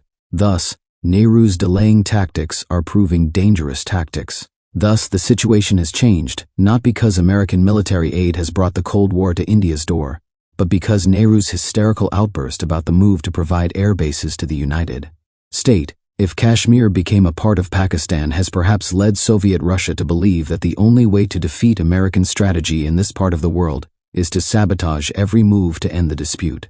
Thus, Soviet Russia decided to apply the bludgeon of veto each time the Kashmir issue came up for discussion in the Security Council. Perhaps Russia was waiting for such a moment. It has been rightly observed that, as to Kashmir, she has been to the communists one among many theaters of political and military warfare ever since the inception of the conflict. To them, a divided Kashmir is another divided Korea, another divided Indochina, another divided Germany, another divided Austria. If Kashmir were united through democratic process and under democratic rule, the communist spearhead, aimed as it is today against the subcontinent, would be blunted, and this area would enter the sphere of the free world. No one realizes these international implications of the Kashmir conflict better than the communists. Thus, Kashmir has become yet another explosive spot in the ever-expanding Cold War area, and many have begun to look upon this valley as a vital link in the defense chain of Asia. And what is more, they have begun to view Pakistan as the weightiest eastern anchor for the free world, a real fortress, which is potentially capable of stopping communism in Asia. As Pakistan is the hyphen that joins, the buckle that fastens Southeast Asia on one side and the Middle East on the other, she alone is in a uniquely strategic position to counter communist pressures in this part of the world. They think so because Kashmir is bounded by India on the south, Afghanistan on the northwest and Red China on the northeast, and the only friendly, dependable and strong neighbor of Kashmir is Pakistan on its southwest. Thus, if Kashmir is a part of Pakistan, it means that Pakistan can not only defend itself and defend Kashmir, but defend the entire belt stretching from Afghanistan to Xinjiang. Internally, the situation has changed inasmuch as India finds herself today in a much better and stronger position to hold on to Kashmir than she was in 1948. At the time when the Kashmir dispute was brought to the notice of the Security Council, Hyderabad was still a sore for India. There was economic unrest and even political instability. There were more than 500 big and small states to be integrated, and there were scores of partition issues to be settled. Thus, when India apprised the Security Council of the situation in Kashmir, her feigned attitude was one of complete surrender. Then it turned into indifference, and, today, she has become so daring and defiant that she is not even prepared to consider the question of plebiscite. So, if there has been any change in the balance of force, it is not because of American military aid to Pakistan, but because India finds herself today in a position to substitute the argument of force for the force of argument. 9.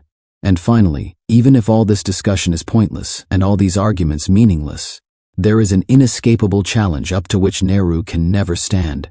In the words of Free Thinker, an Indian periodical, it is not understandable how certain recent developments like the U.S. military aid to Pakistan and the latter's association with the Ceto and the Baghdad Pact can be linked with the simple question of Kashmirists' right of self-determination to justify denial of this right to them.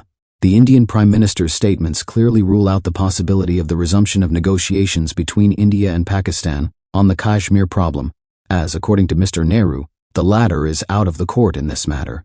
Pakistan may be out of the court, so may be India, but the Kashmiris certainly are not. To deny fundamental rights to people by bringing in extraneous issues cannot help set the matters right. The saner course to follow would, therefore, be to grant freedom to Kashmiris who have been clamoring for it for nearly a decade. India has given a pledge to them that it would be they who would finally decide the accession issue. It is her sacred duty to translate this promise into practice irrespective of what others say or do. What is Nehru's answer to the simple question? How do developments in Pakistan affect the human and democratic right of the people of Kashmir to determine their political destiny? Why should they be betrayed, subjugated, and condemned to live in bondage? Why should they not be saved from democratic death which Nehru has nearly prepared for them?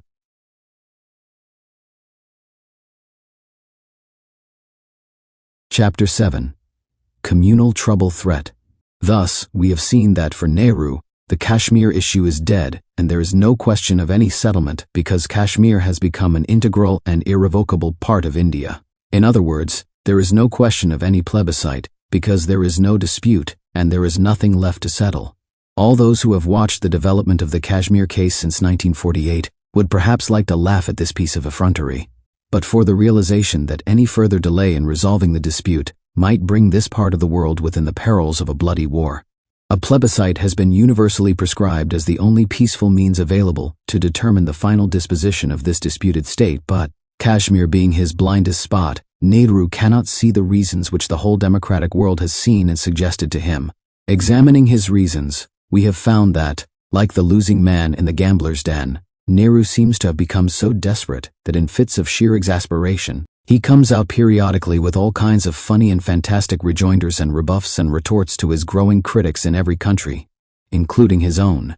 One of his latest is that plebiscite is ruled out because the situation has changed inasmuch as Pakistan has chosen to become a member of the Baghdad Pact and Ceto and was receiving military aid from the United States. Apart from the fact that these are purely defensive alliances, and one of the specific clauses of the United States-Pakistan Pact is that the aid cannot be used for aggressive purposes. How can this so-called changed balance of force between India and Pakistan denude the people of Kashmir of their inalienable human right to decide their political future? But Nehru and his agents have discovered yet another theory whose postulates betray the sadist mentality of those who go about justifying India's usurpation of Kashmir. It is said that any move to upset the integration of the state of Jammu and Kashmir with the Indian Union would inevitably lead to communal riots, with devastating consequences for the Muslims who are basking in the sunshine of Nehru's secular state. In other words, the 40 million Muslims living in India are held as hostages. It is a terror diplomacy the like of which has yet to be seen by the civilized world. Nehru wants to continue Hindu hegemony over Muslim Kashmir in order to demonstrate the truth of his secular philosophy. But he forgets that Kashmir is only a link in the chain of events which have indelibly marked the history of the subcontinent. And the only way not to let Kashmir become a springboard of conflicts that will inevitably lead to communal disturbances is to accept the implications of the principle that sanctioned the partition of the subcontinent into two separate sovereign states.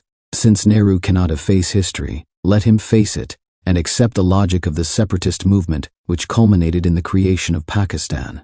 The bubble of communal trouble threat is too transparent to need any pricking.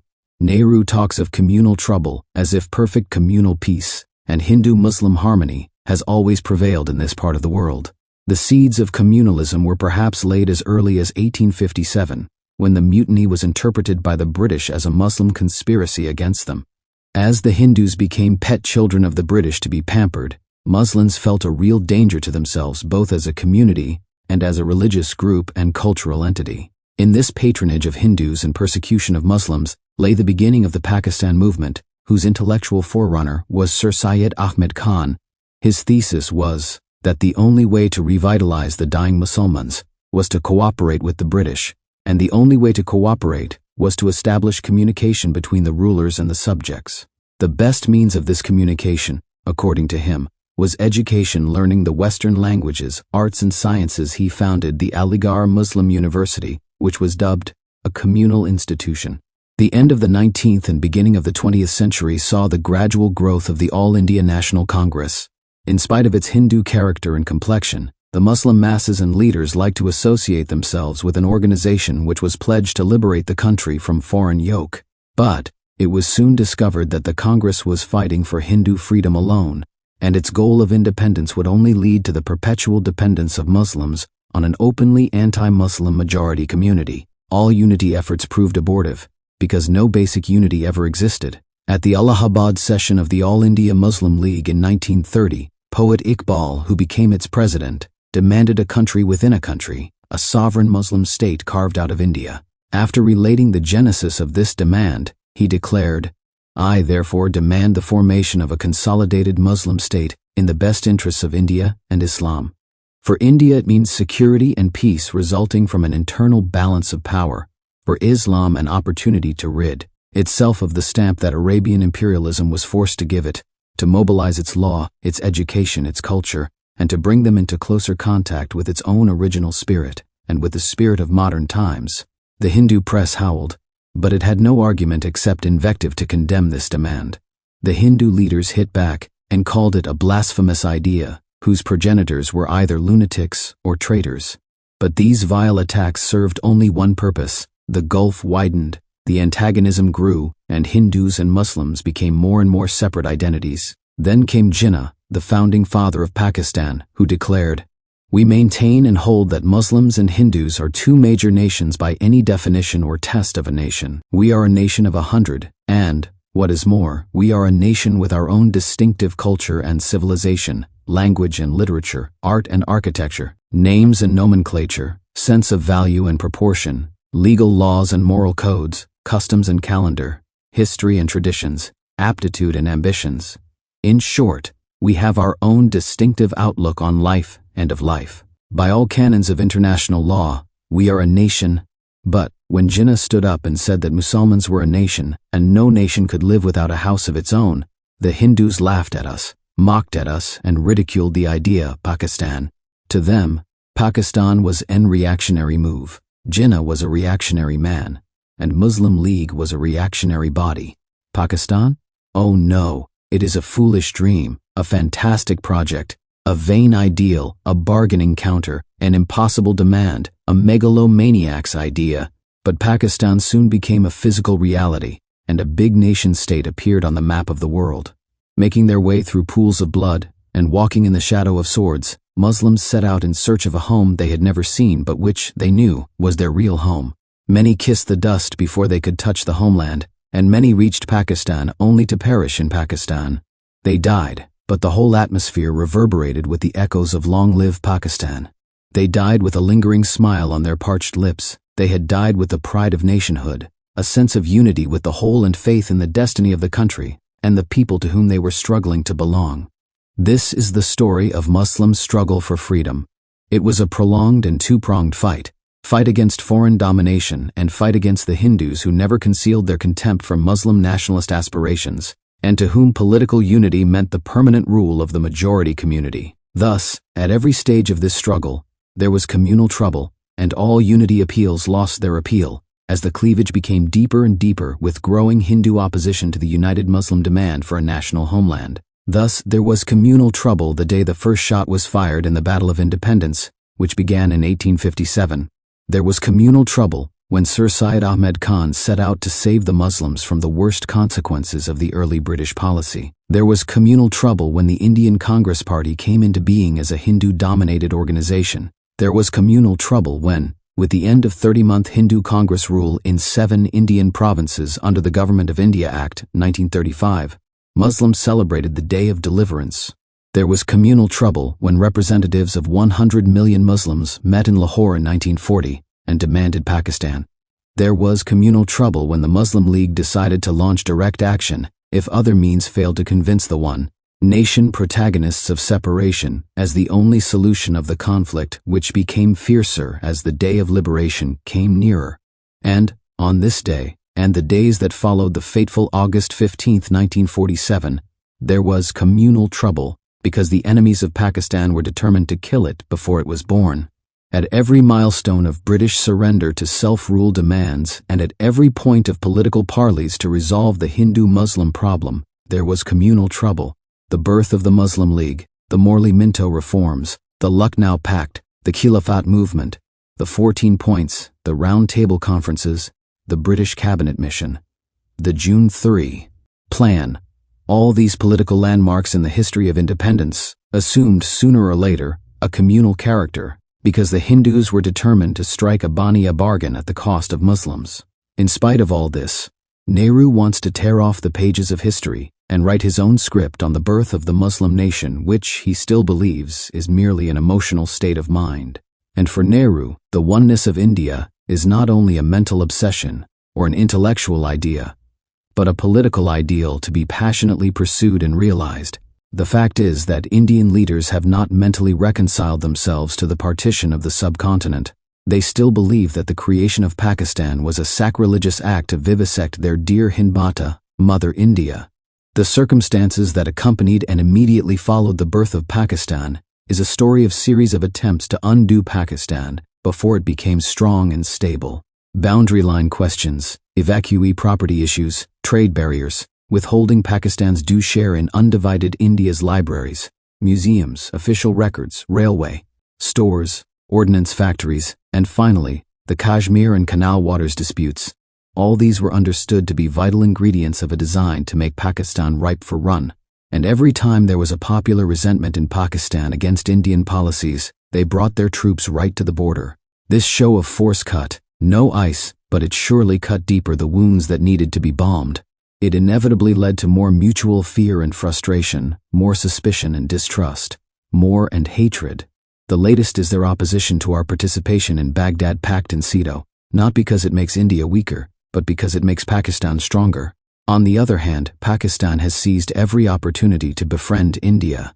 Forgetting past bitterness and rancor, the people who lined up in thousands on both sides of Karachi's Masi Liad Road even shouted Nehru Zindabad, long live Nehru, when the Indian Prime Minister's visit to Pakistan capital in 1953 held out hope of better relations between the two countries. Each successive Prime Minister of Pakistan has openly stretched out his hand for peace and friendship with India.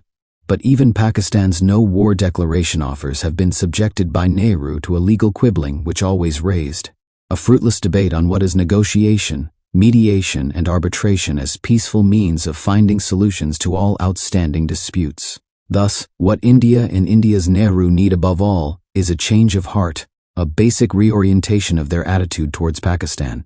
The Commonwealth and the United Nations, of which both India and Pakistan are members, and even technical organizations like the International Bank, can only plead, appeal, and suggest possible solutions, but they have little executive power to enforce decisions. What is required is a more congenial mental climate. There is a growing belief in Pakistan that if Nehru could prove himself capable of this moral metamorphosis, and if he did not maltreat his small but sincerest and nearest neighbor, the two countries could be as free and as friendly as the United States and Canada. But there are no signs of this friendship because, even today, Nehru not only attacks Pakistan, not only attacks the ideology of Pakistan, but challenges the very basis of separation which brought Pakistan into being. To him, even today, Pakistan appears as a country where fanaticism is swallowed as food, where orthodoxy is preached as a code, where bigotry is practiced as an art, and where religion is administered as a dope. He sees, even today, in the present-day Pakistan, a violent struggle between religion and democratic forces, between the mullah and enlightened classes, between orthodoxy and liberalism, between Islam and modernism. But what is his own record? He assured the world that India would be 100% secular state, and yet it turned out to be 100% Hindudom. In 1953, more than 10,000 Muslims were forcibly converted to Hinduism in Kadil, Bombay, by the Arya Samajists, a rabidly communal and avowedly anti-Muslim militant Hindu organization. As late as September 1956, the president of the All India Hindu Mahasabha had the cheek to declare in a public statement that 50,000 non-Hindus had become Hindus in less than 3 years. More than 400 communal riots occurred in India since April 8, 1950. That is, after the prime ministers of Pakistan and India signed an agreement pledging to give full protection to minorities. One of the clauses of this agreement was to discourage the entry of more Muslims into Pakistan and entry of more Hindus into India. But, while few Hindus have been forced to migrate to India, there is a constant influx of Muslim refugees from across the border. Like drops of water trickling down from a flask, they are entering Pakistan every day in an unending stream via Kokrapar. They would perhaps never hazard the long trekking journey to Pakistan if Nehru could only guarantee physical safety for their lives. In its issue dated December 24, 1954, SIDQ, an Indian newspaper reported that the result of the National Defense Academy examination held in June 1954 has just been announced. The number of successful candidates is 129, which, as usual, does not include a single Muslim. Another list of 88 successful candidates for the Indian Air Force has been issued, but Muslims figure nowhere. The same paper reported in its issue dated August 26, 1955, that there is not a single Muslim among the successful candidates in the examination held for recruitment to the United Provinces Service, Political, and United Provinces Police Service. Thus, why is Nehru scared of communal trouble in Kashmir when there is plenty of it in India? But the fear of communal trouble, if there are visible prospects of Kashmir voting for accession to Pakistan, must be justified in the sense that there already are preparations for converting the Muslim majority in Kashmir into a minority by settling in the valley more and more Hindus and Sikhs. The Hindu newspapers are seriously suggesting it as a lasting solution of the Kashmir problem. They openly say that if Pakistan asks for a plebiscite, they shall have a plebiscite, but at a time when there will be few Muslims left in the state to cast a communal vote in favor of their Muslim neighboring country. They even cite the examples of Hindu minority states like Kapurthala, where the Muslims were either killed or driven out to take refuge in Pakistan.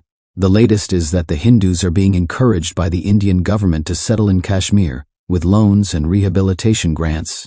The new settlers are promised Rs. 6,000 before they leave and Rs. 1,900 on arrival in Kashmir, beside business loans and other grants. But all this means nothing to Nehru, for his secular passion is as insatiable as ever. Addressing the All India Congress Committee in July 1951, Nehru said, "It is not Kashmir, therefore, but rather a much deeper conflict that comes in the way or friendly relations between India and Pakistan, and the situation is a grave one. We cannot give up the basic ideal which we have held so long, and on which the whole conception of our state is founded." In other words, for Nehru, Kashmir is a laboratory, and 4 million Kashmiris are so many test tubes in which he wants to pour all types of chemical mixtures for the acid test of his secular experiments. If Nehru is determined to fight this battle of ideals and make Kashmir the playground of his philosophy, there is bound to be communal trouble, I say so. Because he shall have to wage this war of ideology with the weapons his Hindu countrymen used against Muslims before and after the birth of Pakistan. It is strange that secular Nehru has imparted a communal tinge to the Kashmir dispute. Though democratically speaking, it is primarily a question of conceding to a people the right of self-determination. In this connection, it is pertinent to note that the present Muslim Prime Minister of India held Kashmir, Bakshi Ghulam Muhammad. His friends and members of his family are making frantic efforts to ensure that Kashmir remains a part of India, and on the other hand, reputed Hindu leaders like Pandit Premnath Bazaz, the Hindu president of the End Kashmir Dispute Committee and Hindu vice president of the Kashmir Political Conference, are not only advocating plebiscite under UN auspices, but are openly canvassing support for the valley's accession to Pakistan. If the Kashmir issue is democratically settled, there can be no communal tension, as there are minorities both in India and Pakistan. But Nehru sees the specter of communal bloodletting because he is resolved to keep Kashmir at any cost.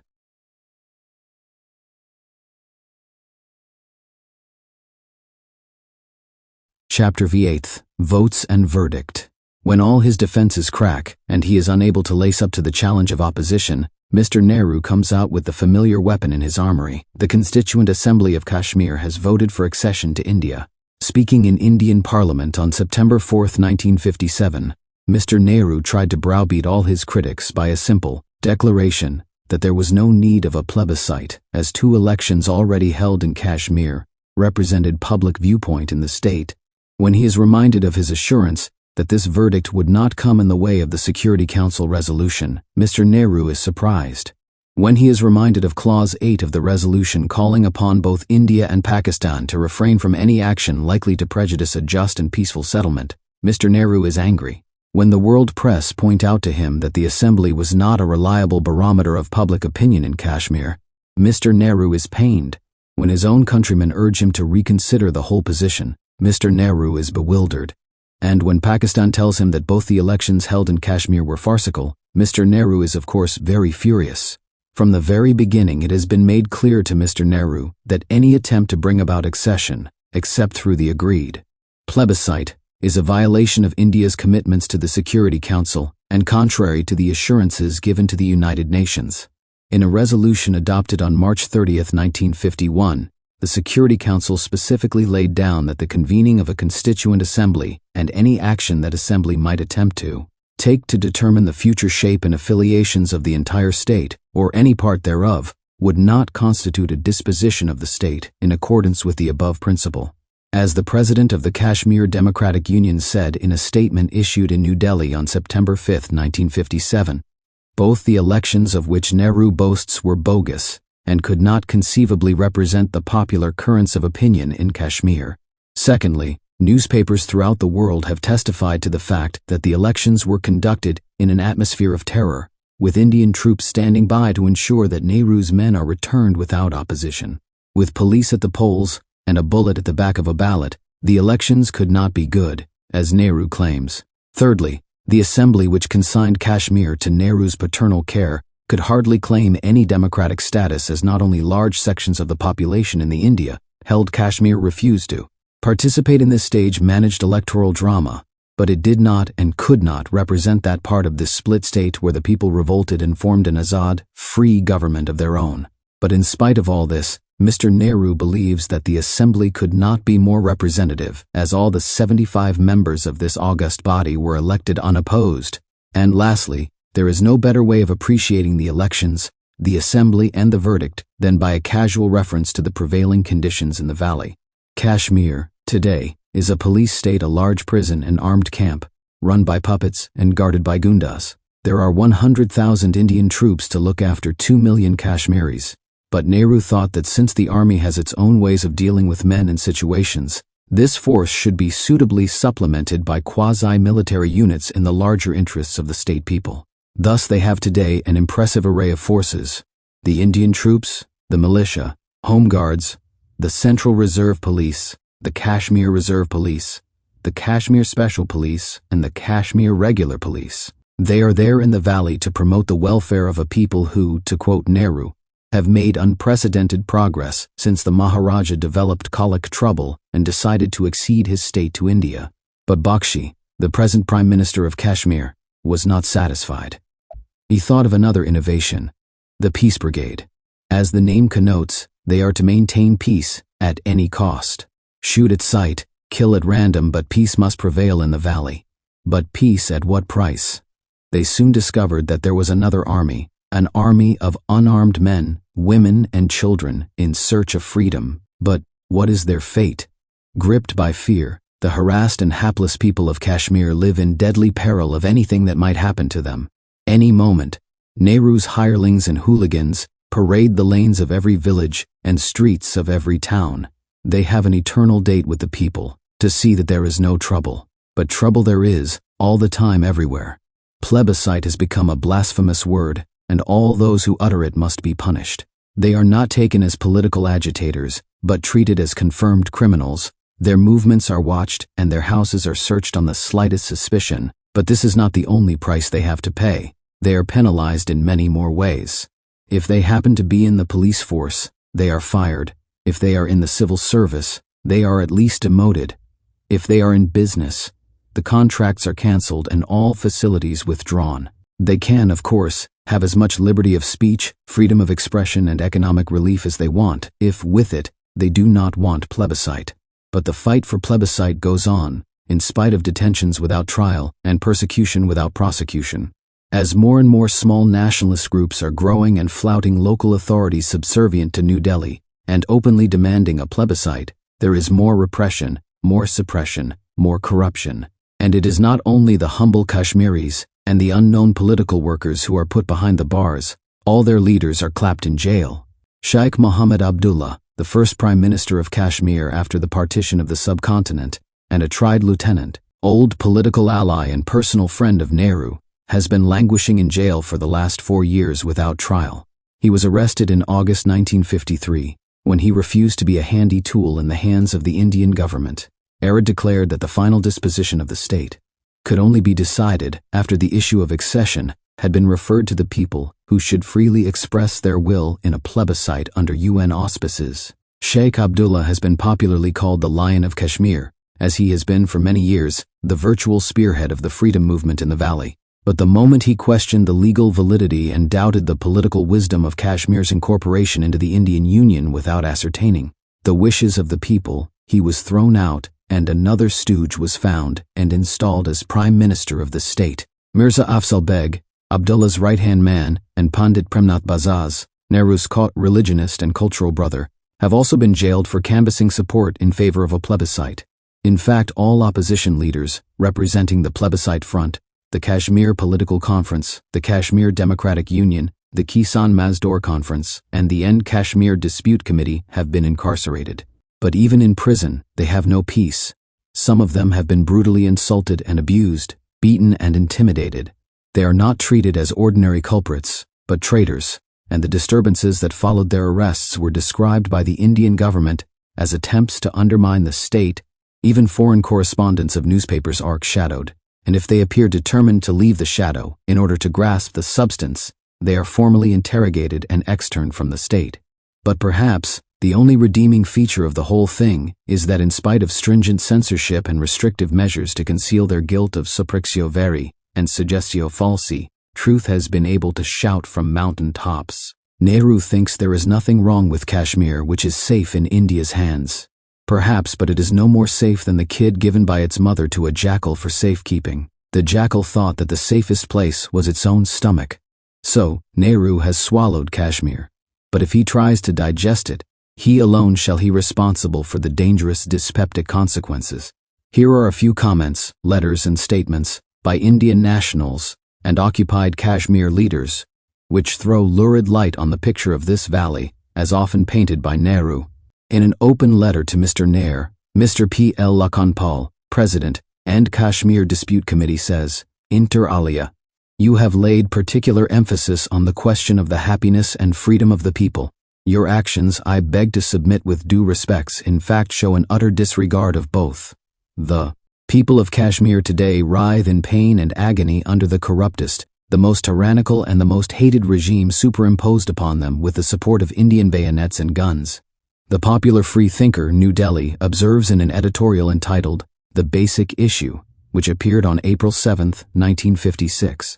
The claim that the Constituent Assembly of Kashmir has validated, at least in the constitutional sense, accession to India, thereby eliminating the need for a solution of the dispute on the basis of a free and impartial plebiscite, constitutes a violation of the principles of democracy and amounts to taking refuge under an undemocratic practice, for the patent fact that the Assembly was not an elected body and does not enjoy an iota of popular support. Its decisions as such cannot be an expression of the will of the state people.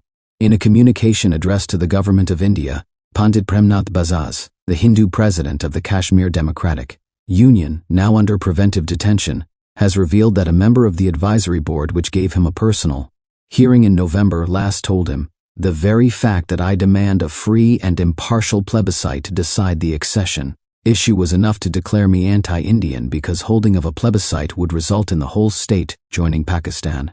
In a joint memorandum submitted to the United Nations Secretary-General, Dag Hammarskjöld, during his recent visit to India, the Kashmir Democratic Union and the Kashmir Kisan Mazdoor Conference demanded that United Nations should take prompt and effective steps to enable the people of Kashmir to exercise their right of self-determination democratically and peacefully. The memorandum gives a graphic account of the conditions in the occupied Kashmir. It says, "Today we find Kashmir presenting a sorry spectacle of political persecution, economic suffering, cultural degeneration, and intellectual regimentation. The Bakshi regime," it adds, "has been thrust on the state people quite against their wishes. Not content with the police force the government has raised private army called the Peace Brigade to beat down the opposition. In Kashmir, they are known as stormtroopers of the National Conference ruling party." In a pamphlet issued in New Delhi in August 1957, the Jammu and Kashmir Plebiscite Front made the following demands. 1. That the Government of India must give up the policy of gaining time and create a climate to enable the people of Kashmir to determine their future through a fair and free plebiscite. 2. That Sheikh Mohammed Abdullah and other political prisoners in Kashmir should be released immediately. 3. That the atmosphere of coercion, terror, and tyranny and the policy of indiscriminate arrests should be given up. 4. That an impartial commission of inquiry to conduct a thorough probe into the atrocities perpetrated over a period of 4 years should be appointed. 5. That an agency to arrange the plebiscite in the state should be inducted forthwith. Here is a report which appeared in Statesman, New Delhi, Dateline Jammu, in its issue of February 5, 1956. A communication to Mr. Hammarskjöld, the UN Secretary-General, has been sent by the Vice President of the Kashmir Plebiscite Front, from here requesting him to exercise the influence of your good offices in the highest organization of the world, to let the millions of this most unfortunate land of ours exercise their right of self-determination in a free and unfettered atmosphere. The Front Vice President alleges complete denial of democracy and the prevalence of black laws unknown to the whole progressive world in the state, and describes the circumstances in which the present regime here was pitchforked into office, and reminds the UN Secretary-General of the resolution passed on March 30, 1951 by the Security Council. In an open letter to members of the Indian Parliament, Murdula Sarabhai, a well-known Indian social worker, says, "Inter alia, you should therefore use your good offices in persuading Bakshi Sahib, Prime Minister of India-held Kashmir, and his colleagues in the present National Conference to give up their present lawless approach to opposition. Surely the ways of dealing with emergency situations through democratic process are different from those of an authoritarian regime which acts and behaves as an imposed government. The crisis cannot be solved by violence, hush money, or bullying tactics." The London Times correspondent in Srinagar sent the following report to his paper, which appeared in the issue, dated May 14, 1957. The Kashmir Political Conference, an opposition party advocating Kashmir's accession to Pakistan, has appealed for direct, effective, immediate, and appropriate action to end the 10-year-old deadlock over Kashmir. A resolution passed at a meeting last night urged the United Nations to take note of the highly delicate situation in Kashmir. The resolution added, "The self-determination right of the people can neither be subjected to any circumscribing conditions, nor can it ever be barred by lapse of time.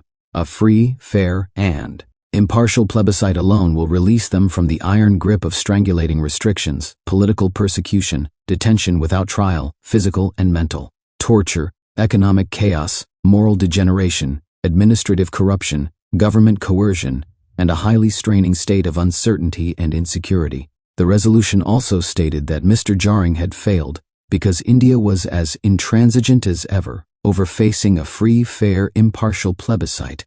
The following 3 reports take the wind out of Nehru's sails. They appeared in Times of India, Bombay, during the first half of 1957. They all bear a Srinagar dateline and were sent by their own correspondent. Srinagar, April 8th. Delegates of the Plebiscite Front and the Kashmir Political Conference opposition parties met the British Labour leader, Mr. Anurag Bevan, today. They are reported to have told Mr. Bevan about the alleged lack of civil liberties, repression of opposition parties, and incarceration of a large number of their members. They added that a majority of Kashmiris stood for accession to Pakistan and demanded free and impartial plebiscite in Kashmir. Srinagar, May 3rd. The political conference here yesterday repeated its demand for an immediate plebiscite, the evacuation of all troops from the state, the release of all detainees, and the restoration of civil liberties. According to a spokesman of the party, a large number of prominent workers of the Plebiscite Front have joined the political conference. Srinagar, May 6th. The Plebiscite Front has declared that the Jaring mission failed on account of the unreasonable attitude and intransigence of the Indian government. The Front's executive, at its meeting yesterday, passed a resolution criticizing Mr. Nehru in severe terms and accusing him of double-dealing with Kashmiris. The Front also expressed its alarm and grave concern on Kashmir being included in the North Zonal Council, which it characterized as a deep-rooted conspiracy to end Kashmiris' identity and individuality and to reduce its Muslim majority to an insignificant minority. And here is a letter to the editor, lifted from Times of India, issue of February 13, 1957, in which a Nagpur Hindu has embarrassingly summed up the Kashmir issue for Nehru. It is obvious that the Kashmiris will vote either for an integration of Kashmir with India or against such integration if a plebiscite is held. If the Indian government is sure that Kashmiris want to integrate their state with India, why doesn't it agree to a plebiscite and end the crisis once and for all? On the other hand, if the Indian government is sure that the Kashmiris are against such integration, why are we forcing our will on them? In any case, a plebiscite is called for, the more so because the UN Security Council has voted with an overwhelming majority for it. Postscript: how dare he visit Srinagar, wondered many people. Nehru dared, after 4 years, and visited the capital of Kashmir in the second week of September, 1957. As was expected, he was greeted with black flags, battered by plebiscite slogans, and surrounded by pro-Pakistan crowd. According to a Srinagar datelined report in the Times of India issue of September 15, 1957, the Kashmir Plebiscite Front presented a long memorandum to the great leader in which they reminded Nehru of all his previous pledges, which he had perhaps forgotten to honor. The memorandum pleaded that the 10-year-old uncertainty in Kashmir should give place to something better, because the experiment of guns and gold has been vigorously tried for long and failed. The Kashmir Plebiscite Front is one of the big 4 organizations working for common objective and is run by the friends and followers of Sheikh Abdullah, the jailed Prime Minister of Kashmir. Chapter 9. Nothing fails like failure. Thus, we have seen how, bit by bit, moment by moment, step by step, Nehru has demolished his case. The aggression bogey cannot stand a moment's scrutiny. The fear of communal riots in the wake of Kashmir settlement exists nowhere except in Nehru's own mind. The plea that no plebiscite is possible because the situation has changed and much water has flown down River Jhelum since that promise was made is as preposterous as it is monstrous. As the issue can never be settled, and the final disposition of the state can never be decided as long as the people of Kashmir are not given a fair opportunity to register their will and express their wishes in a free democratic atmosphere. The verdict of the so-called Constituent Assembly on the accession issue has been challenged not only by the Security Council and the world press, not only by Pakistan and Azad Kashmir, but by the very people whom Nehru professes to represent. But Nehru refuses to see or listen or hear anything which even questions the accomplished fact of Kashmir's accession to India. Never perhaps in the annals of civilized world have so many accusations and allegations been so seriously leveled against so popular a leader by so many people, in so many countries, on so many occasions, and in so strong a language. But India's Nehru cannot see anything beyond Nehru's India. In the Indo-Pakistan subcontinent, nose is considered to be such a symbol of self-respect that whenever someone brings disgrace to the family, the elders would shout, "He has cut our nose." So, Mr. Nehru, who had specialized in poking his nose into every sordid or serious affair, has got his towering nose torn and smeared by his own conduct. Never perhaps in contemporary history has a great public man and a national leader been more often condemned than the Indian Prime Minister after the Security Council resumed discussion on the Kashmir issue early this year. It is indeed a pity and a shame that a man of Nehru's stature and standing should be discussed in a language which is only used for criminals, maniacs, and lunatics. We had no manner of doubt in our mind about India's intentions, but we could never imagine that Nehru would so completely strip himself of the glamorous democratic garments he had been putting on all these years. There stands Nehru, unmasked, unashamed, unrepentant, proudly gloating over his Kashmir victory. What a victory! And at what price? The world press has used the strongest epithets and choicest superlatives to condemn this man. He has been called a fraud, a thug, a hypocrite, a Brutus, a cheat, a Pharisee, a Machiavelli, a cynic, an opportunist, an imperialist, a colonialist, a liar, a blackmailer, a wrongdoer, a robber, a defaulter, an offender, an aggressor, a sinner, a bluffer, a pretender, an impostor, a grabber, etc., etc.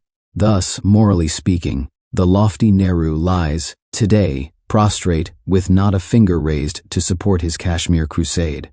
He has miserably failed to convince the world of the logic or justice or democratic content of his Kashmir case. And yet, like the proverbial fellow in the dock, Nehru thinks he has been unjustly sentenced by the judge on the bench. He wonders why the foreign press and everyone else were moralizing to India, but had not said a word about Pakistan's aggression in Kashmir. The answer is very simple. This disciple of Gandhi, this demigod of 400 millions, this prince among Indian politicians, this moralist, internationalist, and philosopher, this protector of the weak and friend of the aggrieved, this self-appointed keeper of world conscience, universal advisor, dispenser of justice, enemy of war, apostle of peace, arbiter of disputes, mediator, solicitor, and ubiquitous do-gooder, and between this preacher of self-determination and freedom fighter who weeps for enslaved peoples of the world has kept in captivity 4 million Kashmiris. He has forgotten his promise and eaten his words. He has swallowed his solemn commitments and made a minced meat of his moral obligations. He has quibbled his legal position. He has reversed his moral stand. He has sold his conscience for a piece of land to which he has no title. He has insulted the Security Council. He has defied the United Nations. He has flouted world opinion. Does he still wonder why the world press has condemned him? Nehru has failed, and nothing fails like failure. But what does it matter in a world ruled by power politics? Nehru may have morally failed, but who can compel him to relax his stranglehold on Kashmir? Even the jarring mission has failed, as Nehru is determined to hold what he has. Nehru has dropped the curtain and cannot even bear a reference to Kashmir. There could not be a greater challenge to Pakistan, a grave threat to world peace, and a more blatant affront to democratic principles. What will happen if the United Nations fail to arrange a plebiscite in the near future? The mounting tension in Pakistan, and the popular fears that any further delay in settling the Kashmir dispute might even lead to war, is taken by Nehru as denouement of a plot against India. In fact, they are now openly accusing Pakistan of preparing for an armed liberation of Kashmir. The people of Pakistan are known for their bravery and martial qualities, but they have been far from bellicose in dealing with this case. In fact, they have shown infinite patience and passion for peace, in spite of the fact that 1. Kashmir is a question of life and death to Pakistan. 2. The Pakistan Army is reputed to be one of the finest fighting forces in the world. 3. We can morally justify the position in view of growing unrest among the Kashmiri refugees and Pakistan tribesmen and the people of occupied Kashmir. 4. Many in Pakistan believe that if we have to fight for Kashmir, it is better to fight now than later, when there might be shift of population and India might divert the rivers that flow into Pakistan from Kashmir. 5. Nehru has provided enough provocation by his anti-plebiscite utterances. 6. Public opinion in most countries has supported Pakistan, as the case has been developing since 1949. 7. Pakistan has always accepted, and India has always rejected all proposals to resolve the dispute. 8. Pakistan is in a stronger strategic position to wage a liberation war because of her long contiguous frontier with Kashmir. In spite of all this and much more, Pakistan did not forsake the path of peace. But how long? Every day that passes, Pakistanis' fear goes against them. Every day that passes drives a nail in the coffin of Kashmir. For 9 years, Pakistanis say, they have waited in vain, hoped for a plebiscite, but India's intransigence sabotaged every proposal to end the dispute by peaceful democratic means. In other words, they have waited all these years for a miracle to happen. But the miracle did not happen, and it shall never happen, because we have been pleading for facts, not knowing that facts are not going to determine the issue. We have been pleading for justice, but appealing to the hangman of justice. We have been pleading for truth, but depending upon suppressors of truth. We have been pleading for fair play, but dealing with those playing the foulest game. We have been pleading for peace, but forgetting the violence on the other side. We have been pleading for plebiscite, but overestimating the patience of the men whom we expect to stand by us. These men, their women and children, have waited too long and now lie low with Bharati bayonets fixed on the frontiers of their land. How long can we remain silent spectators of a situation that is growing hourly grimmer? Must we continue to pray and plead in the name of justice, democracy, humanity, freedom? Thus, there is a growing belief in Pakistan that the only way to secure justice in Kashmir is to change our basic approach to the question and employ other methods. Pakistanis think in these terms because they sincerely believe that Kashmir is for them a matter of life and death. They believe that Kashmir is an integral part of Pakistan, a limb of their body, the very breath of their being without which they cannot survive. For them, Pakistan without Kashmir is like a man without a head and a house without a roof. For Nehru, Kashmir may be a question of prestige, a land of sentiment, a thing of beauty, a valley of kinship, a game of power politics. But, for Pakistan, it is a matter of life and death. They think that no sacrifice is too great, no price is too heavy, and no stakes are too high to secure the accession of Kashmir to Pakistan.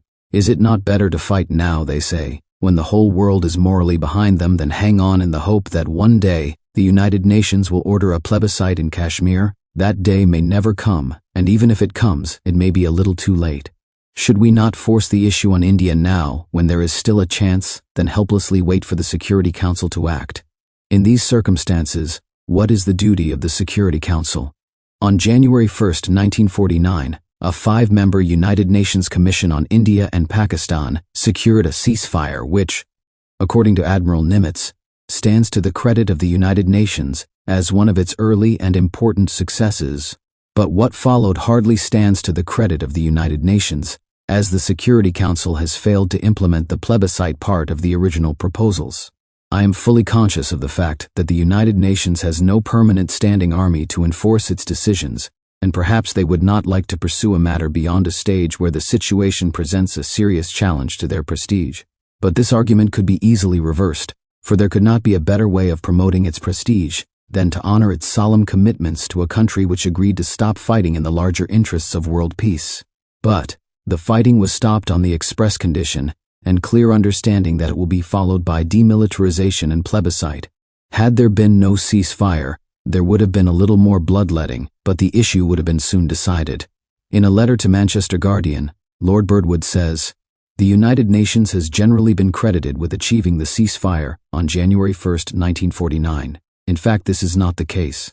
The United Nations Commission in Kashmir was only able to initiate the conditions favorable for a ceasefire, but the actual opportunity for its implementation was the result of a telegram from General Bukher, commanding in India, to General Gracie, commanding in Pakistan. The telegram on December 30, 1948, read, "In view of political developments, my government think continuation of moves and countermoves often due to misunderstanding accompanied by fire. My government authorizes me to state I will have their full support if I order Indian troops to remain in present positions and to cease fire. The telegram was the direct result of a fierce artillery battle on December 14th, in which the Pakistanis shattered the Indian line of communications. Why did the Security Council intervene, and why did they secure a ceasefire which they are flying as a great feather in their cap when they could not follow it up? I am not unaware of the devastating veto power, but collectively, the Security Council has badly let down a country which has obeyed its directives, accepted its proposals, honored its commitments, and carried out its part of the agreement. How long can it go on? How long can the two armies continue to face each other on both sides of the ceasefire line? And how long will the UN observers continue to observe? 9 years of truce in Kashmir have cost more than 3 crores of rupees on the maintenance of the United Nations Observer Group for Pakistan and India. Besides, Pakistan has not only to maintain for its security an expensive army along the Kashmir border, but has to earmark, year after year, more than half of its budget for defense requirements. As the sources of national income are limited, it means fewer rupees for health, education, and for some vital economic and industrial projects. All foreign observers agree that Kashmir presents an explosive situation. It is a powder keg which might burst any moment. It is a live dynamite which might go off any day.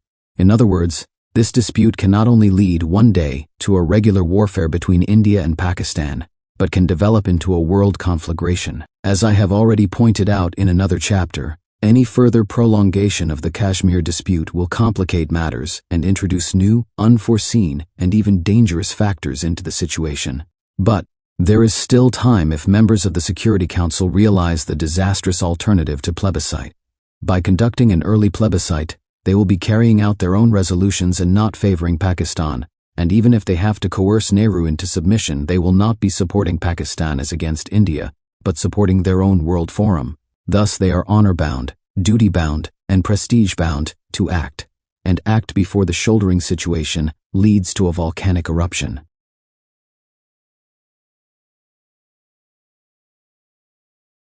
Appendix 1. The World Condemns Nehru. The Daily Mail, London. Pakistan, which wants India to obey the United Nations and allow her troops into Kashmir, has referred the Kashmir issue to the Security Council. She insists that Nehru, who attacked Britain and France for not obeying the United Nations over Suez, should himself obey the UN ruling for a free plebiscite in Kashmir. January 9, 1957. The New Commonwealth, London. The Kashmir dispute is once more in the forefront of the news, and as long as India continues to defy the United Nations call for a plebiscite, there it will remain, clamoring for attention since it outrages conscience and common sense alike. Mr. Nehru had intimated in a remarkable moment of candor that the reason why India fought against the proposal that there should be a United Nations plebiscite in Hungary is that it would provide an awkward precedent for a situation nearer home. Much of Mr. Nehru's moralizing on the conduct of other powers now seems to many people as cant of the most nauseous kind, put up as a smokescreen behind which to practice his own aggression. January 7, 1957. The Expressen, Stockholm. It is rather typical that Nehru, who, in other connections, likes to act as a spokesman of world conscience and upholds UN sovereignty in international disputes, in the case of Kashmir, refuses to agree to hold the plebiscite which the UN has requested. He is afraid that Kashmir, which is mainly populated by Muslims, would vote in favor of accession to Pakistan. January 7, 1957. The Sunday Express, London. Mr. Nehru had no hesitation in attacking Britain's Suez policy in the United Nations. He proved himself our open and dangerous enemy. Let Britain now be open about Mr. Nehru, for in grabbing Kashmir this hypocritical man, who censures colonialism and the use of force so loftily elsewhere, is guilty of blatant aggression. January 6, 1957. The Cumhuriyet, Istanbul. There is a well-known story. A shepherd went to a Qazi and said, "Mr. Qazi, while crossing the bridge, an ox pushed another ox into the river. The ox which fell got drowned. What should be done?" The Qazi promptly replied, "They just pushed against one another, and one of them fell down, so there is nothing to be done. But it was your ox that got drowned." At this the Qazi took the book near him and said, "Oh, then it is a different matter." Then the shepherd said, "Because it is your ox, it becomes a different matter." I need add nothing except that those who talk of neutrality, humanity, and universal justice should not contradict themselves so blatantly. December 17, 1956. The News Chronicle, London. Alone of the non-communist countries, India voted with the Soviet bloc against the withdrawal of Soviet troops from Hungary and free elections under UN supervision. What he left unsaid was that the UN resolution demanded exactly the terms that Pakistan has been trying to secure for Kashmir. To have voted against Russia might have caused India embarrassment at home. This is logical, political reasoning. Nobody denies the need to settle the Kashmir problem. But it also shows, with sad and brutal clarity, that even world statesmen can have feet of clay when their national interests become directly concerned.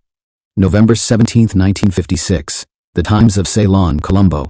If Pakistan does break away from the Colombo powers, one reason for its action is bound to be its differences with India over Kashmir. It loses no opportunity to raise the question, and as long as it nurses this grievance, Asia is to that extent weak in moral force, for India's own position is affected by the unresolved issue. In fact, it has been suggested that India has been less downright in condemning Soviet-Russian intervention in Hungary than the Anglo-French aggression in Egypt, because there is this Kashmir skeleton in its cupboard. November 16, 1956, The New York Times, New York. This Kashmir question is a thorny one. There have been mistakes on both sides, and each has publicized the mistakes of the other. But right in the beginning, Indian Prime Minister Nehru declared that the equitable solution must be based upon popular plebiscite, in which the Kashmiris could express freely their desire as to their political future. He was right then, and the principle that he proclaimed is still valid. It is deplorable that his government has departed from it. This unilateral action on the part of India does not, in our judgment, relieve the United Nations of its responsibility. The Kashmir issue is still before the United Nations. The international body has committed itself not merely to a ceasefire in the hostilities that have taken place, but to the larger framework of a free popular ballot under external supervision. Pakistan has accepted this mode of solution.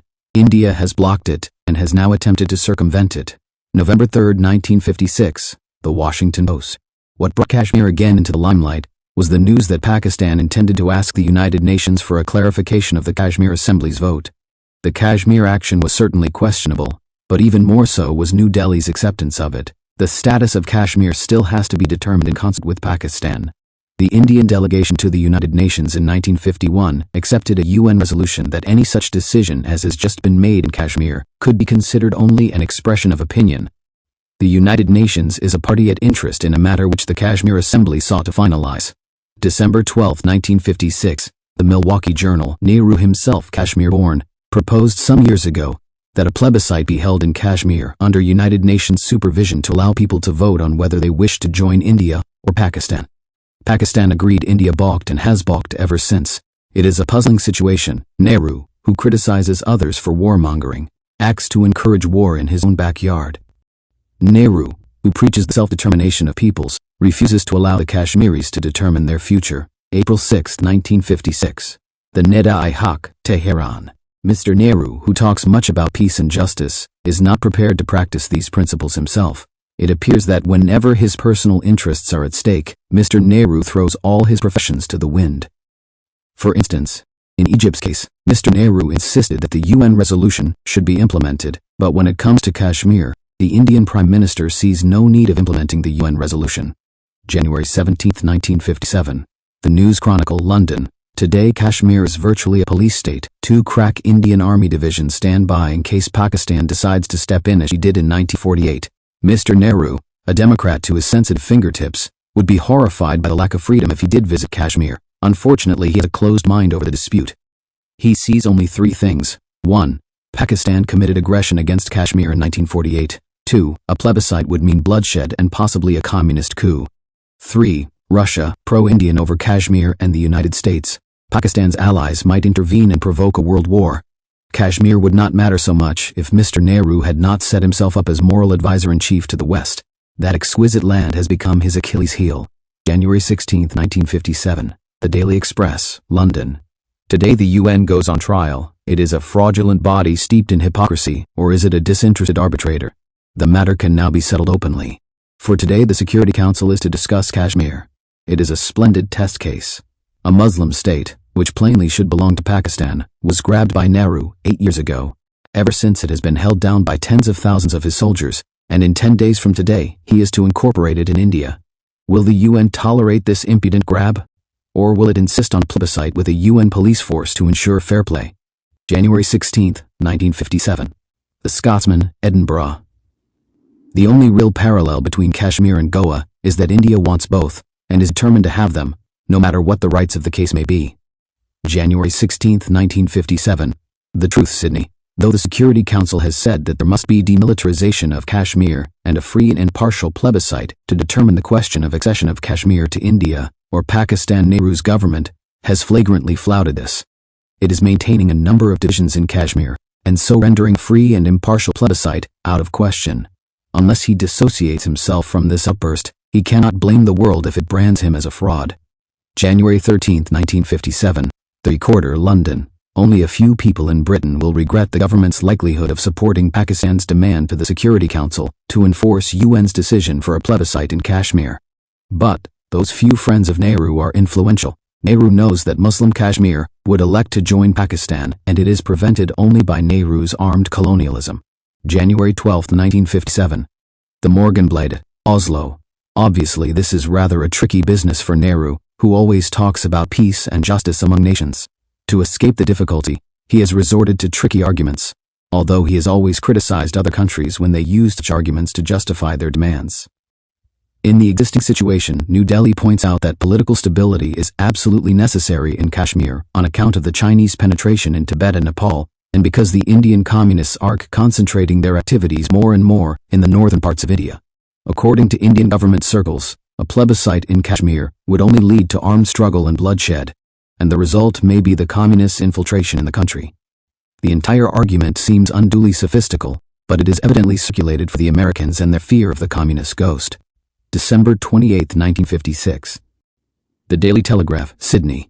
The Indian Prime Minister, Mr. Nehru, has exposed himself as the #1 imposter of the international scene. Mr. Nehru parades as a man of peace and idealist, a staunch champion of the United Nations. He picks up garlands in Moscow and White House dinners in Washington and accepts them as his due. From Bandung to Edinburgh, people have been beguiled by his act. The climax of Kashmir question, however, exposed Mr. Nehru for what he is. He wants Kashmir. That is all there is to it. The man of peace ceases to be a man of peace. The champion of the United Nations thumbs his nose at the World Organization. The exalted arbiter of international behavior becomes a thug. January 29, 1957. The Daily Mirror, London. Remember Gandhi? He had a favorite rebuke for his disciples when they made a serious error. What a Himalayan blunder, Gandhi used to say. A blunder as gigantic as the mountain peaks of the Himalayas. If Gandhi were alive today, he would say that Mr. Nehru, Prime Minister of India, had made a Himalayan blunder in annexing East Kashmir. The United Nations told Nehru not to take over this disputed buffer state between India and Pakistan. But he went his own way. January 29, 1957. The Berner Tagwacht, Bern. India, which likes to play the role of a great promoter of peace in world conflicts, suddenly finds itself put in the wrong through the United Nations resolution on Kashmir. The fact that India has annexed Kashmir, in spite of the Security Council's orders to the contrary, constitutes the worst possible judgment on Indian leaders' understanding or the world situation. January 29, 1957. Pedoman, Jakarta. Mr. Nehru and his friends in India would be angry with those who may put them at par with Russia because, like Russia rejecting the United Nations resolution on Hungary, India has rejected the United Nations resolution on Kashmir. January 29, 1957. The Washington Star, Washington. India's contemptuous disregard of the United Nations opinion on the Kashmir question is shocking and discouraging. Equally so is its disregard for whatever may be the wishes of the Kashmiri people, promised nearly a decade ago that they would have the same right to political self-determination given to all Indian states when the subcontinent was partitioned. Indeed, India's offense in this matter is compounded by the fact that it was Nehru himself who first proposed after the partition that Kashmiri sentiment on whether the state wished to join India or Pakistan or become independent should be established through a free vote of the people. January 28, 1957. The Manchester Guardian, Manchester. India has defied the Security Council and integrated Kashmir. Mr. Nehru can look back on succeeding in the long game he has played with Pakistan, but in the longer game of keeping the world at peace he has injured his own position. By occupying Kashmir and refusing to budge by delaying the plebiscite upon one pretext or another until the idea of a plebiscite had gone stale, Mr. Nehru has been able to achieve what he wanted with a minimum of violence. He has most of India behind him, but for the future has stored up a feud with Pakistan, which in all reasonable likelihood will bring disaster to both countries, and which at least will distort their foreign policies indefinitely. The Security Council is bound to be angry, the more so as India's action is a flagrant disregard of her promise to the United Nations in 1951. January 28, 1937. The Daily Sketch, London. Pandit Nehru has presented the international do-gooders with a golden chance to exercise their talent for self-righteous indignation once again. But the most unctuous of all the do-gooders and professional holy men was Pandit Nehru.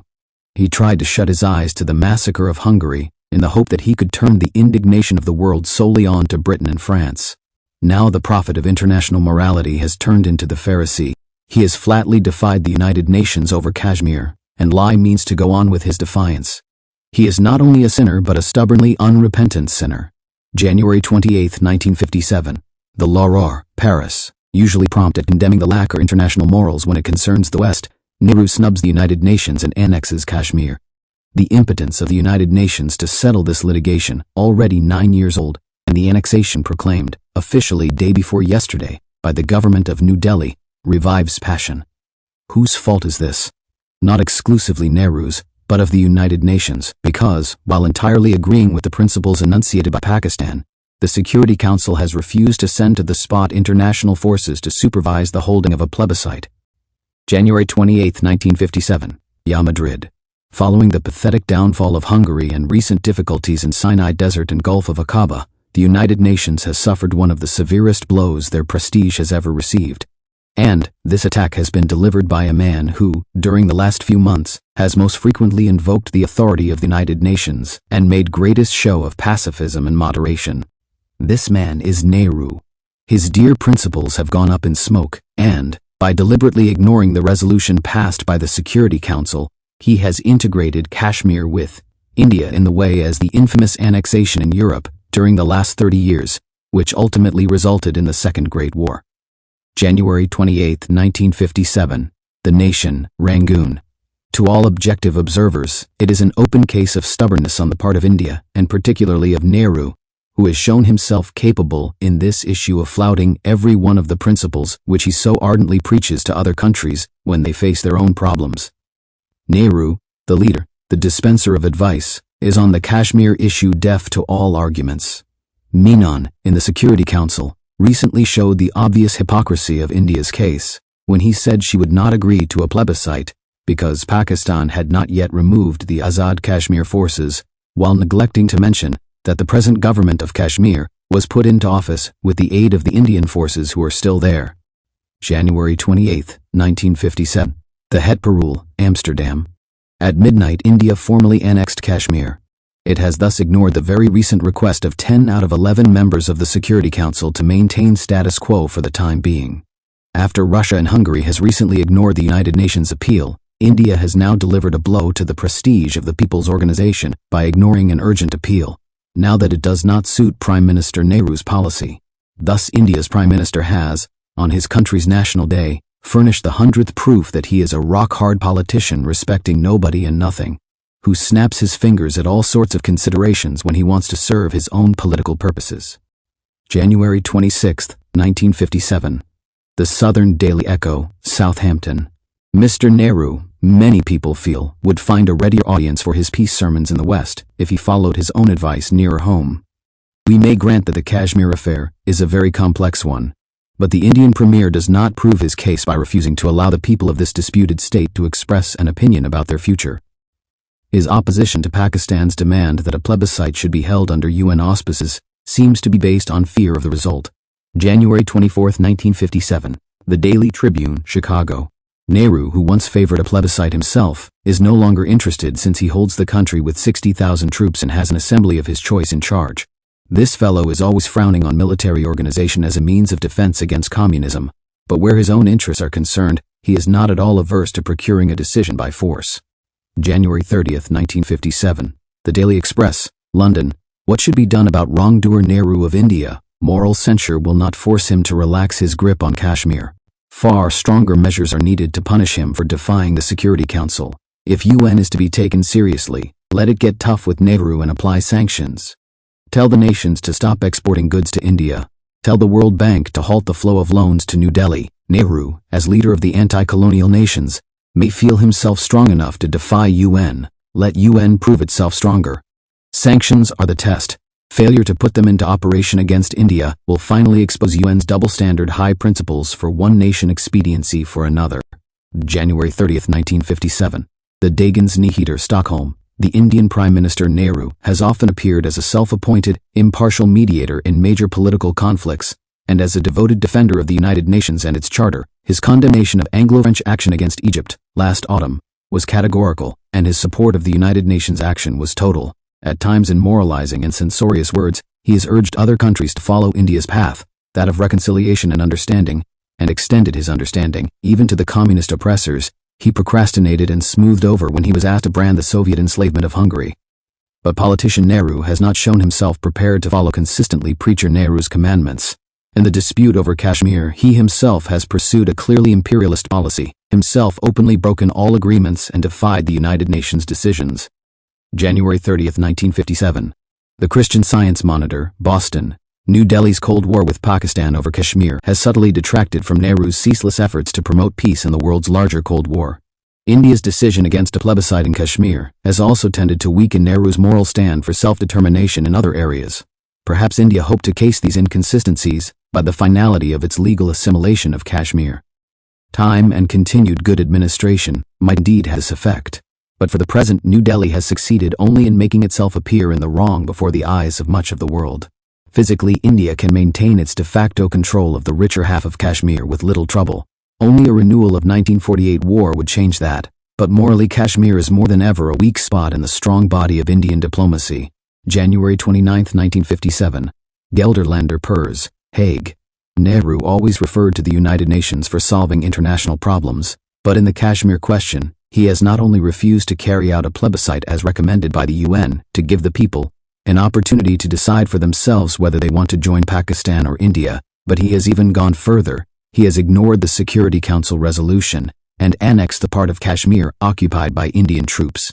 In the light of this attitude, one can only look upon the great Nehru as a hypocrite who played towards the UN the role of Brutus. January 29, 1957. The Manchester Evening News, Manchester. Mr. Nehru set himself up to the world as the great upholder of justice, the enemy of war, and the champion of the United Nations. India and Pakistan have been trying who should have Kashmir. India has a strong legal claim. Pakistan is irrevocably linked by religion, and the problem is complicated. But the fairest way is a plebiscite among the people, as in fact the Security Council has so ruled. However, self-righteous Mr. Nehru has flouted the UN and brought into force a new constitution which makes Kashmir a part of India. He has taken the law into his own hands in a far worse way than Britain, on whom he poured scorn in the Middle East. Nehru should practice what he preaches. January 28, 1957. The Evening Sentinel, Hanley, Stoke-on-Trent. So Jawaharlal Nehru, the apostle of peace and upholder of law and order, self-determination, etc., has annexed Kashmir for India in direct defiance of the United Nations Security Council's instructions. Actions such as the Kashmir grab, so strikingly in contrast with the conduct he demands from others, can only arouse contempt and anger. Nations, like the United States, who have shown a tendency to regard Nehru as the possible savior of the world peace, may now think twice. His position as Lord Justice-in-Chief of the world's morals was shaken badly by his hypocritical attitude towards Russia's rape of Hungary. His action in Kashmir may lose him his self-made crown. January 28, 1957. Frankfurter Allgemeine Frankfurt. Strained relations between India and Pakistan are again threatened by a new shock. India completes the accession of Kashmir, defying the decision of the United Nations. Nehru's action, which is based on the desire of the Maharaja of Kashmir and the decision of the State Constituent Assembly, competence of which is doubted, rejects the plebiscite. Nehru's action does not suit his ideal of playing the role of the solicitor for self-determination of nations. Nehru should himself practice the principles and ideals before he recommends them to others. January 28, 1957. The ABC, Madrid. There are very few international conflicts in which right appears so clearly as it does in the case of the legal dispute over Kashmir.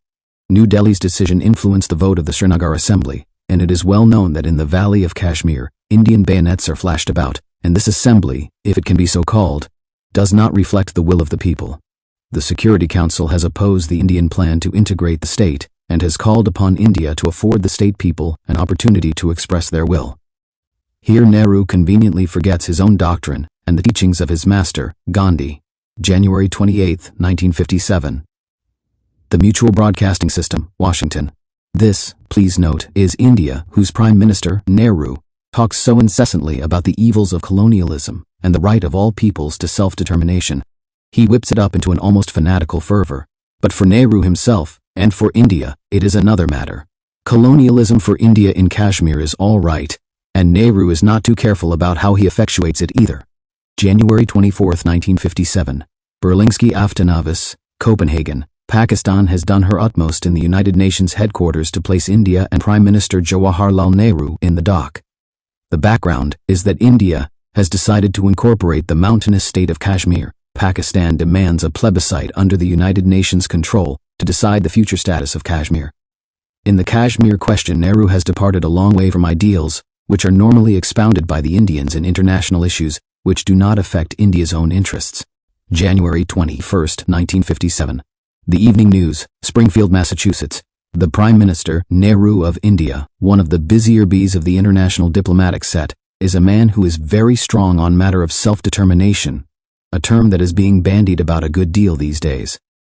This propensity for minding other people's business, however, is a specialty with Nehru, who blindly chooses to ignore the fact that there are bees in his own garden too. His attitude strictly follows, "Don't do as I do as I say" line of thought, and Kashmir is not the only case in point.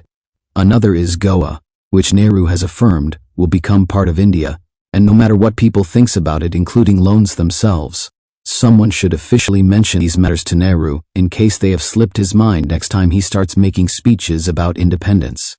January 18, 1957. The Irish Times, Dublin. Nevertheless, it is hard to see what India hopes to gain in the long run by her studied pretense that the Kashmir problem does not exist.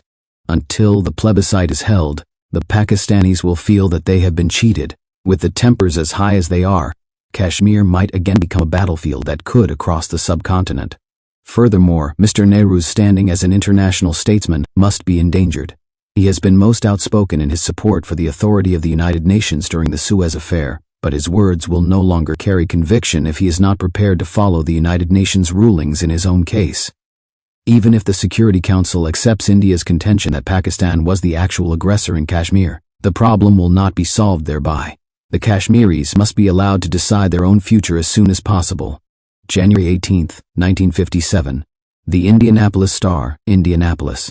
That model preacher of anti-colonial democracy for everybody, the Indian Prime Minister Nehru has got his tail in a crack. It is going to be interesting to see how Nehru squirms out of this one. The crack is a place called Kashmir, which Nehru wants for India. Pakistan, on the other hand, wants it for Pakistan. 9 years ago, the United Nations Security Council called for a vote among Kashmiris to find out which country they wanted to belong to.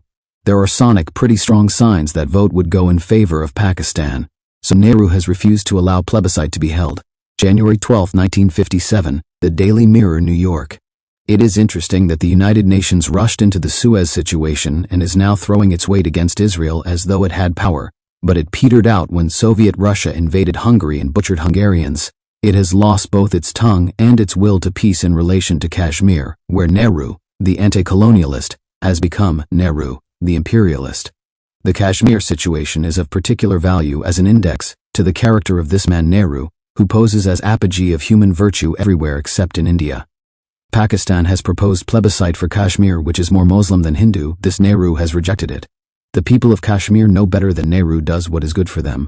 Pakistan has recommended that the United Nations send its police force similar to that which is now parading in parts of Gaza. Nehru rejects that on grounds that no foreign troops may occupy Indian territory, by treaty, by consent of people, or by international agreement.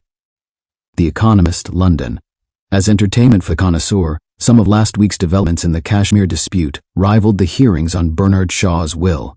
Mr. Krishna Menon, in the course of an 8-hour filibuster, assured the Security Council that no 0 hour was approaching.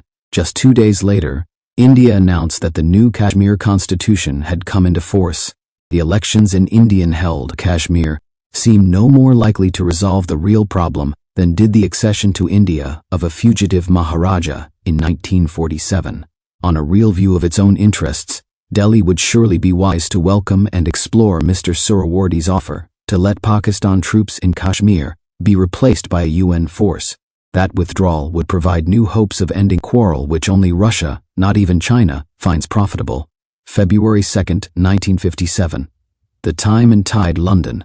Pakistan has acted with moderation, propriety, and restraint under the grossest provocation. The people of Kashmir have not been permitted to express their own desires about their political future, and apart altogether from the maneuvers in the United Nations, the question must soon be faced.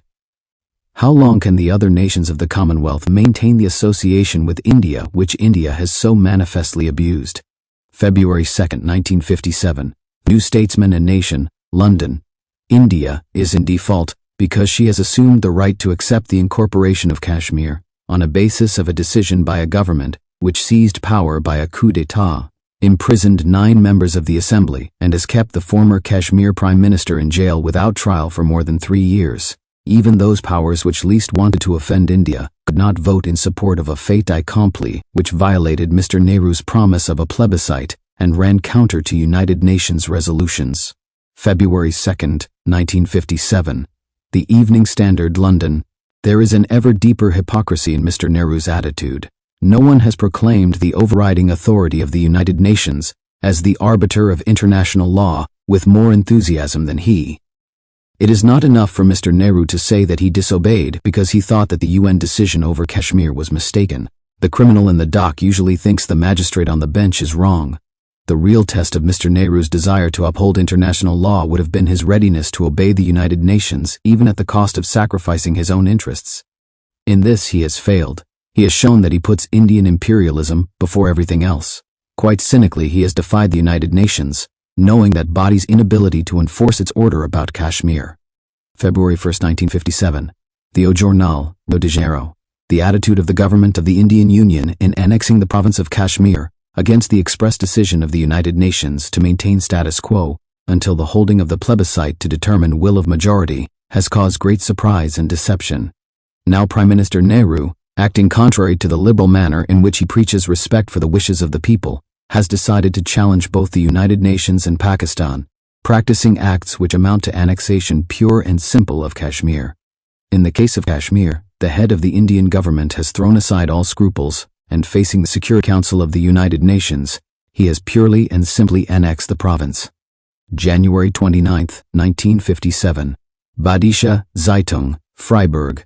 The United Nations succeeded in bringing about an armistice, but its demand for a plebiscite in which the Kashmiris could decide about their accession had been repeatedly rejected by Nehru, because he had feared that a plebiscite would be in favor of Pakistan.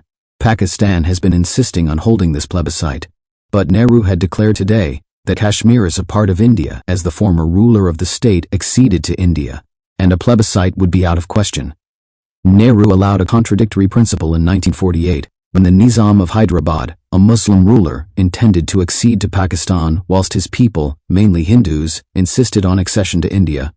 At that time Nehru took into consideration the will of the people and not that of the ruler as a determining factor. What was right in the case of Hyderabad should have been valid in the case of Kashmir too, but Nehru is, however, of different opinion. January 29, 1957. Basler Nachrichten, Basel, India. India of Nehru belongs to Afro-Asian group, which insists on literal fulfillment of the United Nations resolution by Israel.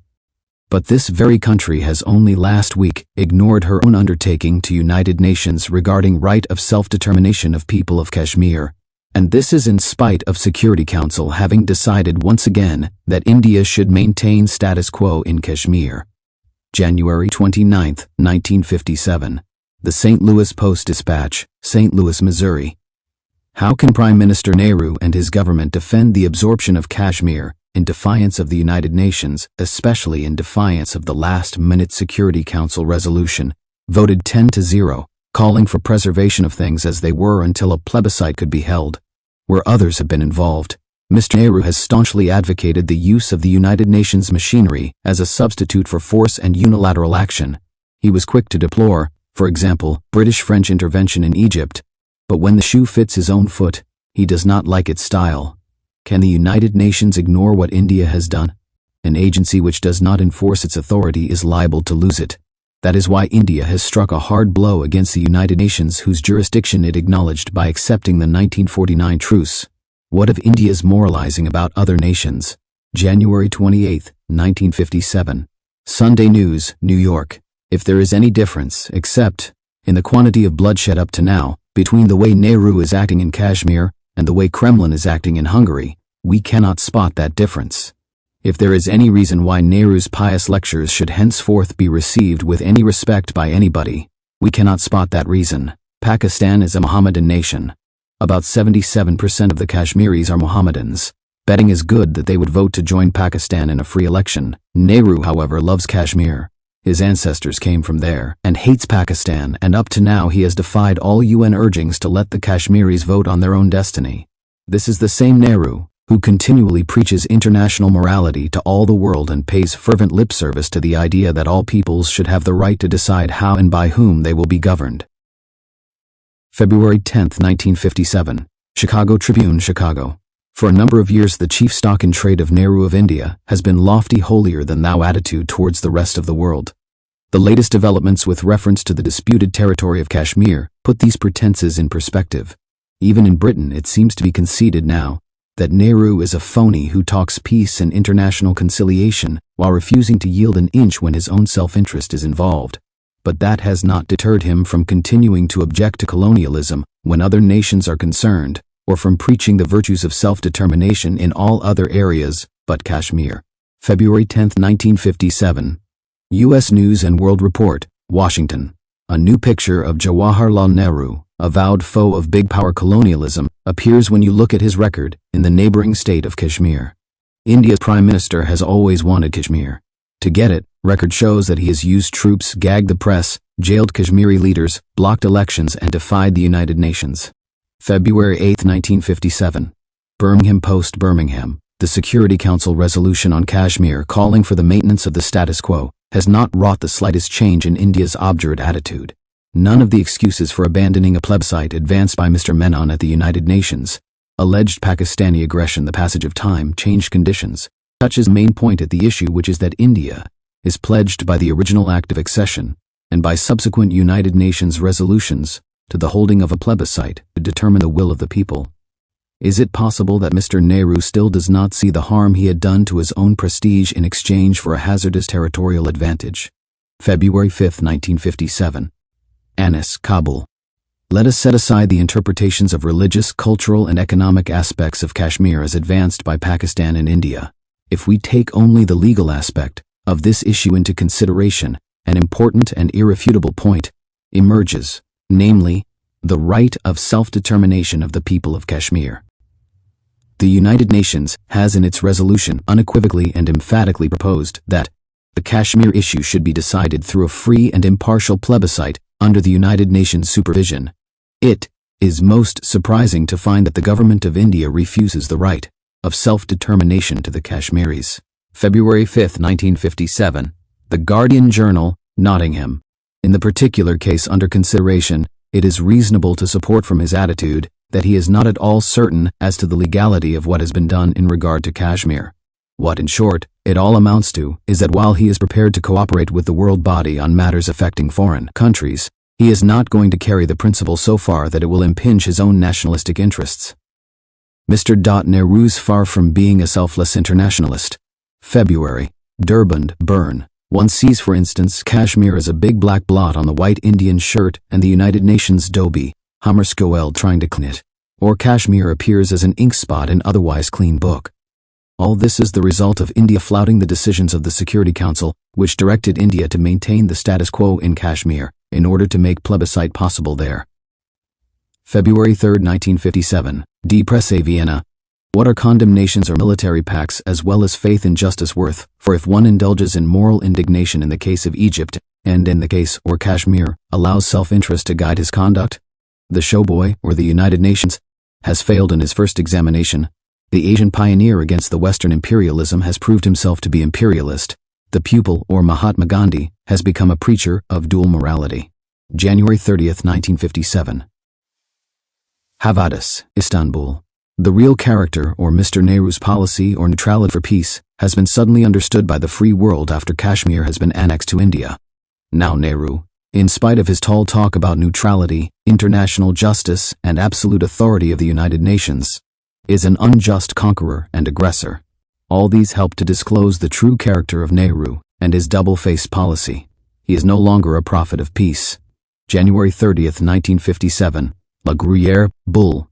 Will Pandit Nehru, a sort of dressed-up monkey, who is lionized sometime in Peking and sometime in Moscow or Washington, still dare pretend that he does not grimace? the great upholder of the United Nations, exclaiming against the Suez expedition but keeping quiet about Hungarian massacre. The leader of the Indian government has openly violated the decision of the United Nations Security Council, which had expressed its wish that status quo in Kashmir should not be changed for the present. Mr. Nehru has snatched away Kashmir right under the nose of Pakistanis. That is what he calls working for the world peace. There is great upsurge of feeling in Pakistan, and the prestige of Nehru has somewhat fallen in political parlors. January 23, 1957. Solothurner Zeitung, Solothurn. India's policy of fait accompli proves once again that Machiavellian doctrines are still present even in the minds of those who had hitherto paraded themselves before the world as apostles of peace. The Titan who fought untiringly for the right of self-determination for Egyptians was much less keen in asking the same right for Hungary. Nehru passionately stood for the authority of the United Nations when Nasser needed to be protected from the Anglo-French invasion, but he deliberately avoided the quick decision when Soviets brutally oppressed the Hungarians' yearnings for the freedom. Finally, Nehru did not care a bit for this world organization when it requested India to respect the free will of Kashmir people. January 29, 1957. Ardorfer Zeitung, Ardorf. India, whose leader Nehru otherwise appears as a defender of democracy, justice and lawfulness throughout the world, has flouted the United Nations decisions as scrupulously as communist states. He has, at the same time, flouted all principles of democracy which, no doubt, will harm his prestige in the world very much. The Kashmir question is not new, and the role played in it by India has always been very dubious. The only trouble was that the Western world, which was troubled by its own worries so far, did not pay much attention to the Kashmir dispute. January 28, 1957. New York Wall Street Journal, New York. Nehru is a man who has been busy building himself up as the world's great peacemaker. Whenever an issue comes up between other countries or groups or other countries, Nehru is right there with a plan. Thus he sponsors Red China for admission to the United Nations. Thus he enthusiastically sent Indian troops into Korea to police ceasefire lines and exchange prisoners. Thus, he wasted no time sending troops to the United Nations force, now in Egypt. It may be, of course, that Nehru is far too bothered about the state of the world to worry over much about the state of Kashmir. But an agreement to send United Nations troops into Kashmir might lead to suggestions that Nehru keep his dusty 10-year agreement for a plebiscite in Kashmir. That would lead to vote, and vote might find the people of Kashmir choosing Pakistan instead, or India. February 5, 1957. World Herald, Omaha. Some of the heaviest blows are being directed at the United Nations by those who were once its best friends. Nehru or India, for instance. As late as the last month, in his address to the American people, the Pandit tittered extravagant praise of the Parliament of Man, and expressed his high hopes for it. But this month, Nehru welched on his promise of 10 years ago to hold a United Nations referendum on Kashmir and approve the constitution, or his stooge Indo-Kashmir government, which declares simply that the disputed province is a part of India. January 31, 1957. Peoria Journal-Star, Illinois. Now Nehru himself has dealt the United Nations as severe a blow as it has received in its tumultuous life. He, the advocate of United Nations leadership, has refused to accept United Nations proposals for a settlement of argument over Kashmir. Let us hear no more about the fine, idealistic character of Nehru. Let us pay no more attention to anything he or the members of his government have to say in the halls of the United Nations. He has destroyed any value his country might have had as a leader for the cause of peace and understanding. January 30, 1957. Wilmington News, Wilmington. With his hysterically self-righteous lieutenant in the United Nations, Krishna Menon, Nehru has been a stickler for such principles as self-determination, non-interference in internal affairs plebiscite for areas like Cyprus and Goa. But with respect to Kashmir, Nehru, acting in defiance of the United Nations resolutions, has now announced that India has absorbed and will rule the territory occupied by the Indian troops. This is greater violation of the United Nations supervised armistice than anything India has denounced Israel for, and it lacks Israel's provocation. It means that the people of this part of Kashmir are not to have self-determination. The plebiscite, which Nehru himself proposed at a time which the United Nations formally called for, will not be held. The Security Council's 10-0 vote last week, reiterating the United Nations stand, will be ignored. January 29, 1957. Courier Journal, Louisville. Millions of Westerners will feel a sense of personal regret now that India has firmly announced its intention to annex a part of Kashmir without waiting for the vote of its citizens. This regret will be compounded in part from the realization that Muslim and Hindu antagonism fanned for years by the Kashmir dispute will now blaze higher than ever. But the larger part must come from the realization that Nehru has betrayed his own words on Kashmir and has ignored the directions of that world body he professed to hold in such high regard. He has also, with deadly effectiveness, undermined his own claim to moral superiority over the West, claims which many of us respected in spite or occasional irritation or suspicion.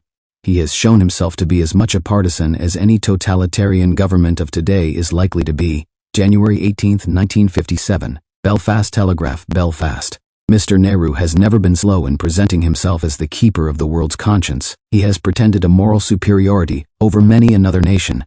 In the Kashmir issue, however, he is seen in a different light. There has been some social progress in the Kashmir territory, which India now holds, but there has also been an oppressive denial of full civil liberties. The persecution of the government's political opponents is the most disquieting part of this, and one remembers that India also occupied Hyderabad by force. January 28, 1957. East Anglian Daily Times, Ipswich.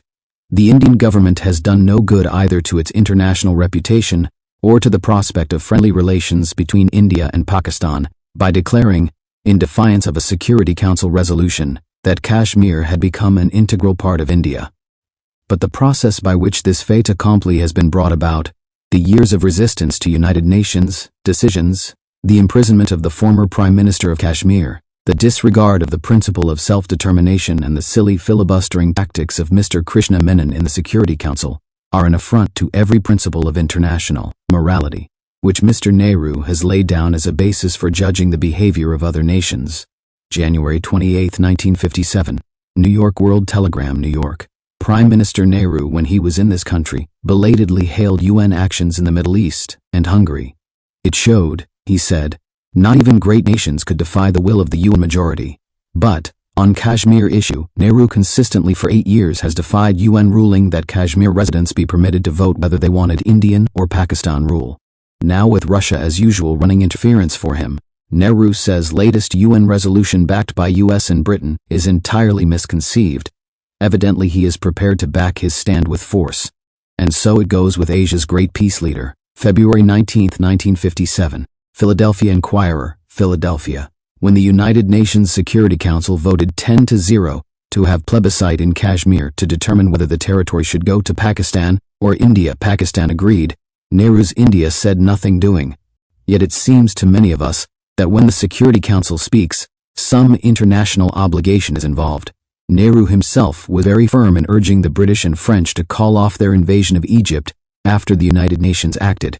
He talks a great deal about the need to settle the disputes amicably on the basis of justice. If words mean anything, he ought to agree to Kashmir plebiscite.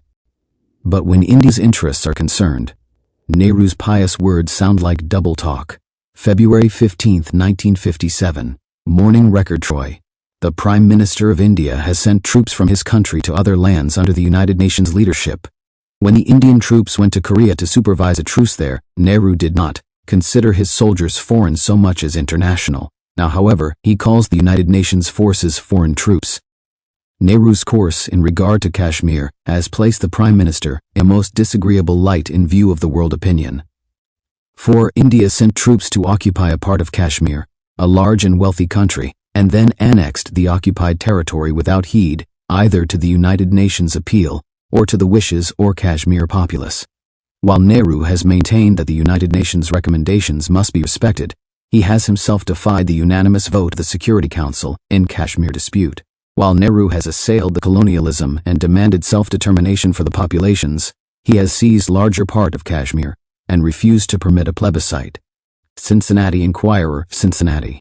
Nehru defied the United Nations. He contrived a vote by the Constituent Assembly handpicked and resting upon the Indian bayonets, uniting Kashmir with India. He proclaims the result as a fait accompli. The Indian Prime Minister ran the risk of war with his neighbor. He sacrificed his moral standing in the United Nations. He revealed himself as willfully reckless. He exhibited at least one spring or his sympathy for the Soviet imperial system. He too appropriates countries by force. This calm appropriation of the beautiful Muslim state of Kashmir, in the teeth of the 4 United Nations recommendations and demand for a plebiscite, displays Nehru what he is. February 4, 1957. Leffert, La Haux de France. It is not the cowl that makes the monk. Jawaharlal Nehru, who always has something to say about Cyprus and Algeria, when he is not giving moral support to his friend Nasser, has been unmaked as a vulgar imperialist in Kashmir. This man of peace uses force in Kashmir when his own interests are involved. This international conciliator, when it touches his own purse, barters away the dove of peace for the vulture of death. February 4, 1957. Aziz, Ankara. Nehru wanted to play the role of the angel of peace, giving lessons of morality to the world, and asking nations to respect the decisions of the UN. But he was exposed with his defiance of the UN in Kashmir, when he had to measure his own deeds in the balance he was holding for others. Thus India lost her international moral prestige. One should not do things to others which he would not tolerate for himself. February 2, 1957. Bote, Hochdorf, Switzerland. But now Nehru too, the man with clean hands and the defender of sublime principles, is faced with difficulty in adhering to the doctrine which, with great conviction, he expounds to others. When the Kashmir question became the focus of international interest, and was brought before the UN, Nehru is said to have admitted that realism might compel a statesman to deviate from the principles which otherwise he would proclaim to be the right ones. Is Nehru not better than the others, or he too is one of those who preach water and drink wine? Nehru has ignored the latest decision of the UN for maintenance of the status quo in Kashmir. February 1, 1957. Sarnia Observer, Ontario. During the past few months, the role India has played in the United Nations has been difficult to follow. Recent events concerning Kashmir are now revealing India's hand as much of a land grabber as the Soviet, and with as much disregard for democratic principles. Kashmir is the Pakistani province, resting at the northerly apex of India. Its people are Muslim, and as such, have religious differences with the Hindus of India. Since 1948, India has been seeking to take over Kashmir, but the UN has blocked the move until a plebiscite was taken. January 30, 1957. Telegraph Journal, St. John, Canada.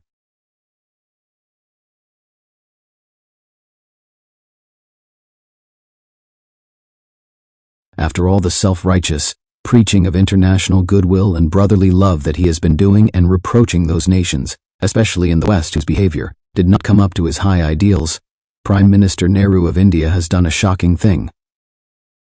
His country has barefacedly ignored a resolution of the United Nations and has absorbed the richer half of Kashmir, the state over which India and Pakistan have been arguing for 9 years. Both India and Pakistan are republics within the Commonwealth. There will be, among the other members, a great deal of sympathy and support for Pakistan in the present, unfair situation, particularly as Pakistan all along has shown a commendably helpful attitude towards the UN. January 29, 1957. Gazette van Antwerpen, Antwerp, Belgium. Contrary to the resolutions of the Security Council, and in spite of the fact that she has only 50 kilometers of common border, India officially integrated Kashmir. But that does not solve the question, as except for India, nobody, not even the local population, recognizes this position. From economic, geographical and cultural points of view, Kashmir belongs to Pakistan, rather than to India. The principal rivers which irrigate West Pakistan have their sources in Kashmir, and, last but not the least, the greater part of the population of Kashmir is Muslim. March 23, 1957. Surah Masjumi, Jakarta. This is the same Nehru who won't permit a free vote in Kashmir on the vital issue of whether the people there want to join India or Pakistan. Until he does that, the free world, and the United Nations which he has rebuffed, will have to reserve judgment on the lily-white democracy he wears like the carnation in his buttonhole. March 15, 1957. The Plain Dealer, Ohio. Nobody voted, but all the Indian-backed candidates were declared elected by India. 44 leading Kashmiris who asked for a plebiscite just talked themselves into jail. This is known as democracy in India. This is the Indian manner of observing UN resolutions about which the valuable Krishna Menon screams at length when they are directed at anybody but India. March 9, 1957. Sun Posta, Istanbul. Nehru has annexed Kashmir, which is a matter of dispute between India and Pakistan, and which can only be resolved through a plebiscite. Thus Nehru has exhibited a political hypocrisy, which will undoubtedly occupy a very important negative place in the international history. He is a great upholder of the principle of self-determination for nations, but, when his own interest is at stake, he forgets all these high principles and proves himself the modern Machiavelli. Nehru has ineffectively defended himself against those who accused him of having double moral standard. Nehru's political personality has unfortunately failed in the international field. His word cannot be trusted, and it should not be trusted. February 2, 1957. Helsingfors, Finland. Judging by all accounts, the majority of the inhabitants or Kashmir is still prepared to opt for Pakistan if they were given a chance to do so. That is suggested not only by the persons who have become acquainted with conditions on the spot, but also by the fact that the government in New Delhi has never agreed to a real plebiscite in Kashmir. The government in Karachi has all along recommended such a plebiscite under UN supervision, and the same attitude has been taken by the Security Council from the beginning. The latter reiterated its view as late as on January 24 this year. But this resolution was completely ignored by the Indian government, which did not hesitate for a moment to let things take their prescribed course, although it thereby defied not only Pakistan but also the UN. February 1, 1957. East African Standard, Nairobi. Kashmir holds key strategic position in Asia. Furthermore, big rivers have their sources there, which decide fertility or drought, life and death in Pakistan. But if the sources lie in India, she can close the tap to Pakistan. India has no desire to relinquish this threat, despite all the beautiful speeches which Mr. Nehru makes regarding self-determination and peaceful coexistence. The ultimate political place of Kashmir ought not to be decided by a hand-picked so-called National Assembly, or by New Delhi or Karachi. It ought to be decided in Kashmir by Kashmiris, who have the opportunity freely to express their will. Pakistan's suggestion that an international police force under the UN might well supervise such a plebiscite is constructive. March 2, 1957. Pfalzer Abendzeitung, Bad Godesberg. India's refusal to accept the resolution of the Security Council has established that words and deeds do not go together in New Delhi. If the United Nations asked the wicked Western powers, Great Britain and France, to yield to the decision of the World Assembly, Nehru finds it quite all right. But if India is asked to make the fate of Kashmir dependent on a free plebiscite, then it is quite a different matter. Disregard of UN in Kashmir is just as old as the Kashmir dispute itself. Nehru's tactics to lead the Security Council by the nose make him a good second to Machiavelli. February 28, 1957. The current Bombay. Mr. Nehru, it is indeed high time you settled the Kashmir problem, for the governments and people of both India and Pakistan have been living under stress and strain for over 9 years. It seems to have now reached its limit, and unless this bone of contention is immediately removed, the surging bubble will one day burst abruptly, and the situation will utterly go out of hands. Forget the past, leave aside trivial technicalities, and let there be a free and fair plebiscite under the aegis of the UN. Even if we lose Kashmir on its option for Pakistan, it would be nothing in comparison to the peace and plenty that will follow in its wake. February 20, 1957. Vico, Helsinki. Nehru's fine words, which he has spoken in abundance in recent years to maintain his reputation as a guardian of peace, show their hollowness suddenly when his own interests are at stake. For 8 years, Nehru has fed the Kashmiris with strong propaganda in order to buy votes, but apparently he is not sure about the result of the plebiscite as he tries to avoid its arrangement. February 8, 1957. Radical Humanist, Calcutta. India has in the most unambiguous manner conceivable lost its case in Kashmir before the highest bar of international opinion. This happened in spite of the fact that the prestige of India with the other nations of the world has at no time been possibly greater than it is today. Further, the case of India had been presented by one of its ablest spokesmen. In defending India, Mr. Menon set up a new record for the longest speech in UN's history. Yet neither Mr. Nehru's prestige nor Mr. Menon's oratory helped India. If freedom and justice be our highest values, then we must have no hesitation in agreeing to a fair plebiscite in Kashmir under UN auspices. Whatever the result of the plebiscite, by courageously admitting the right of the Kashmiris to decide their own destiny, India shall not only gain Kashmir's friendship, and possibly Pakistan's as well, but also greatly strengthen the moral foundations of democracy in India. February 3, 1957. Arbeiter Zeitung, Basel. It is remarkable that Nehru in the case of Kashmir makes use of the same arguments before the UN as Pino did in the Algerian affair. Today he declares that the Kashmir problem was an internal affair of India and did not concern anybody. These are the same words which were used by Russia in order to justify her intervention in Hungary. Nehru is a power politician and a politician of violence. He too is a colonialist, but he will possibly make the difference that the oppression of one colored people by another colored people does not go under colonialism. January 28, 1957.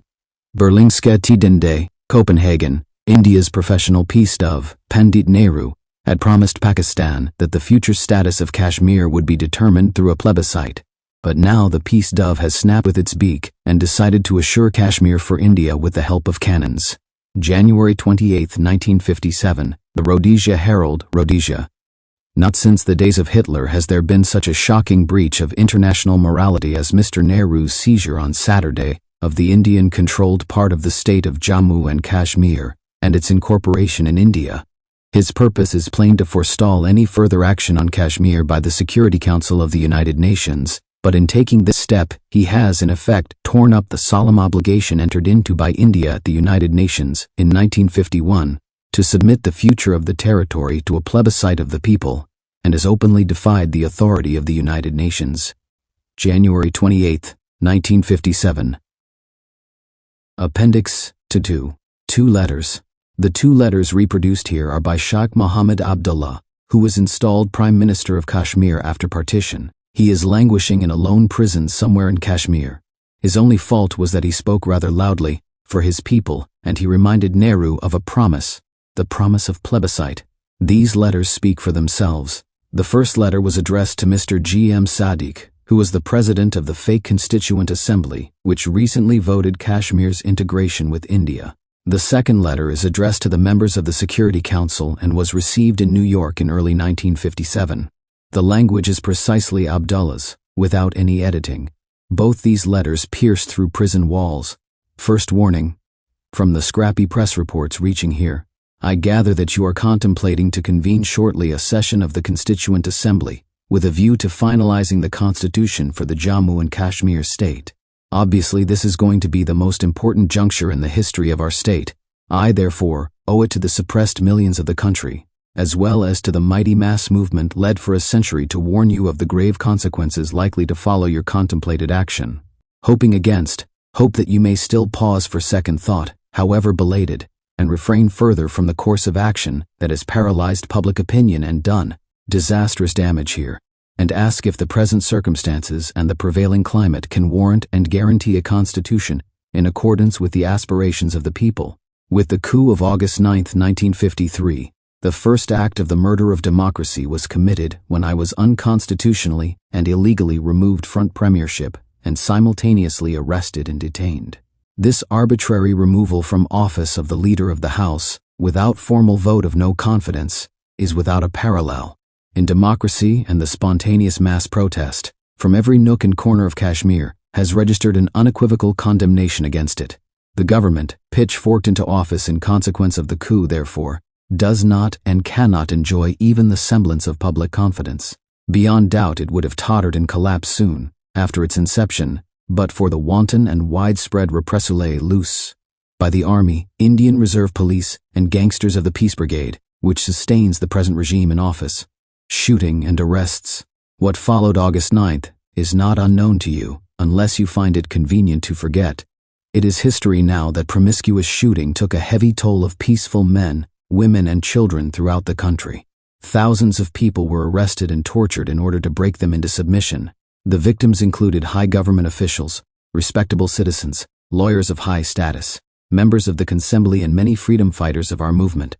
Where these third-degree methods could not coerce them, the victims, with bruised and broken limbs, were whisked off to various prisons in the state. Number of those detained under house arrest at ministers' residences, in the so-called hotels and other private buildings is a legion, and their tales of torture are equally heartrending. This blood-curdling drama went on for long, unabashed and unabated. Kashmir was made a veritable hell, and an iron curtain was thrown over the valley, suppressing all facts from the outside world. In these circumstances, you convened a session of the Assembly in order to seek a vote of confidence for the new government, headed by Bakshi Ghulam Muhammad, who was the chief actor in the bloody drama of August 1953, with you as the main collaborator. Principles of democracy. As soon as this information reached me in prison, I lost no time in urging upon you the necessity of my presence in the House when the motion of no confidence against me, or that of confidence in Bakshi Ghulam Muhammad, was to be discussed. I need hardly discuss the propriety and fairness of my request. As leader of the House, as well as the Prime Minister, it was my unquestionable right to face the motion. All principles and precedents of democracy support this sacrosanct privilege. But obviously, as you yourself were involved in the conspiracy, your own position was most untenable and precarious. You therefore found the only way to save your skin in refusing my request, and thereby further committed grave violence to the principles of democracy. Nothing but fraud. You should be aware of the fact that every member of the House has a right to be present in the House when any business is transacted.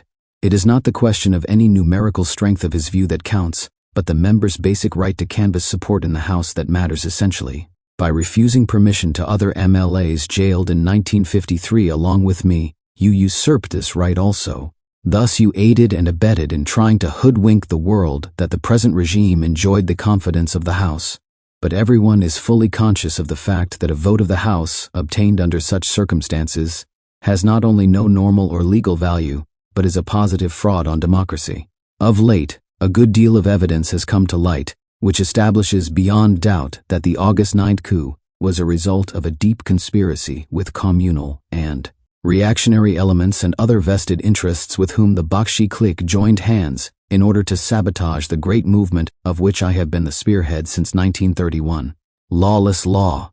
The ruling clique has not only betrayed the fundamental principles, for whose vindication hundreds of our comrades laid down their lives during the struggle, but has left nothing undone in order to crush the spirit of the freedom fighters in the state of Kashmir, which is being ruled by a lawless law of preventive detention, which authorizes arrest without warrant and detention without trial for a period of 5 years. Not infrequent use is being made of this monstrous law, and the axe often falls on the active members of the opposition, or those in the country whose legitimate political activities endanger your office. You must be aware of instances in which this brutal law was used for extorting resignations, or for putting in prison consembly members for joining the opposition, and even detaining people for publicizing speeches made on the privileged floor of your house.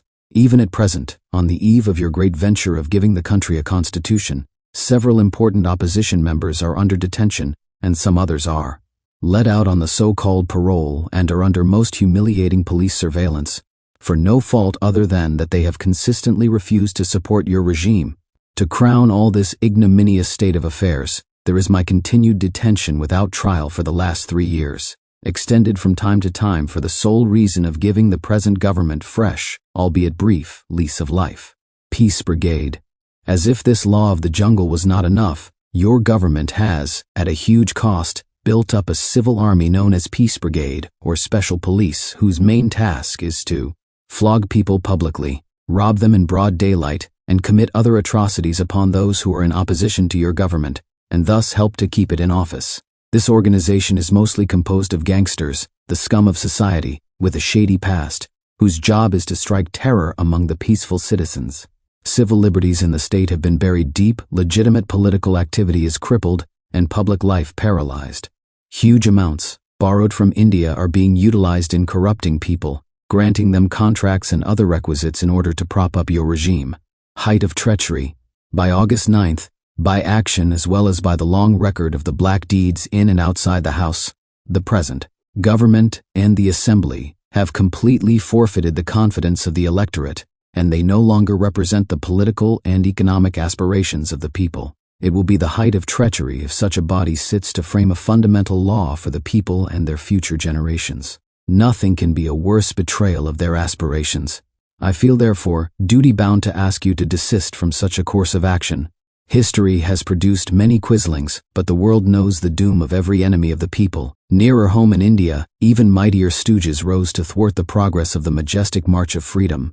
Though guns and gold gave them some respite by suppressing the freedom forces for a while, yet the mass upsurge was too strong, and in due course it overthrew both the stooges and their masters. I am confident that should you persist in your anti-people course of action, and try to foist a constitution on the people of Kashmir, history will repeat itself, and they will fight back your designs to the bitter end.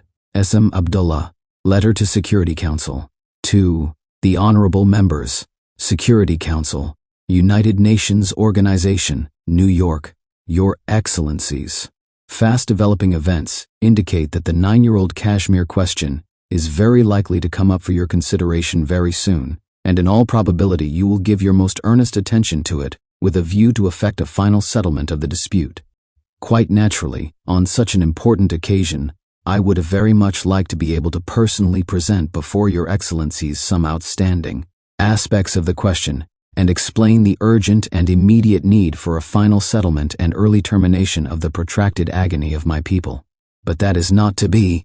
Your excellencies are perhaps aware that I am completing my 3rd year of incarceration in a detention camp in the state where I have been whisked off as a result of coup d'état of August 9, 1953.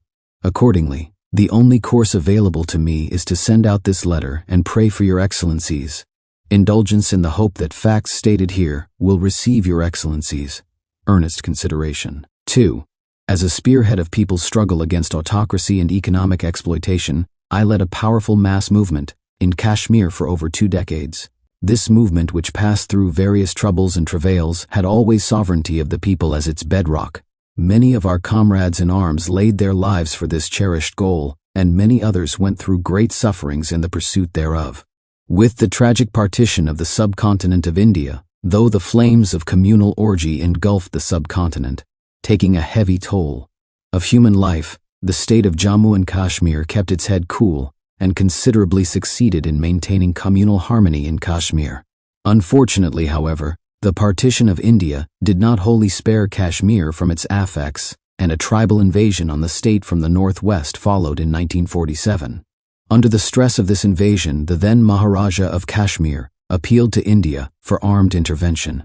3. In order to make military intervention from India legally possible, the Maharaja had to sign an Instrument of Accession with India. This accession was, however, declared by India only a provisional, and the disposal of the state was finally to be made in accordance with the free will of the people.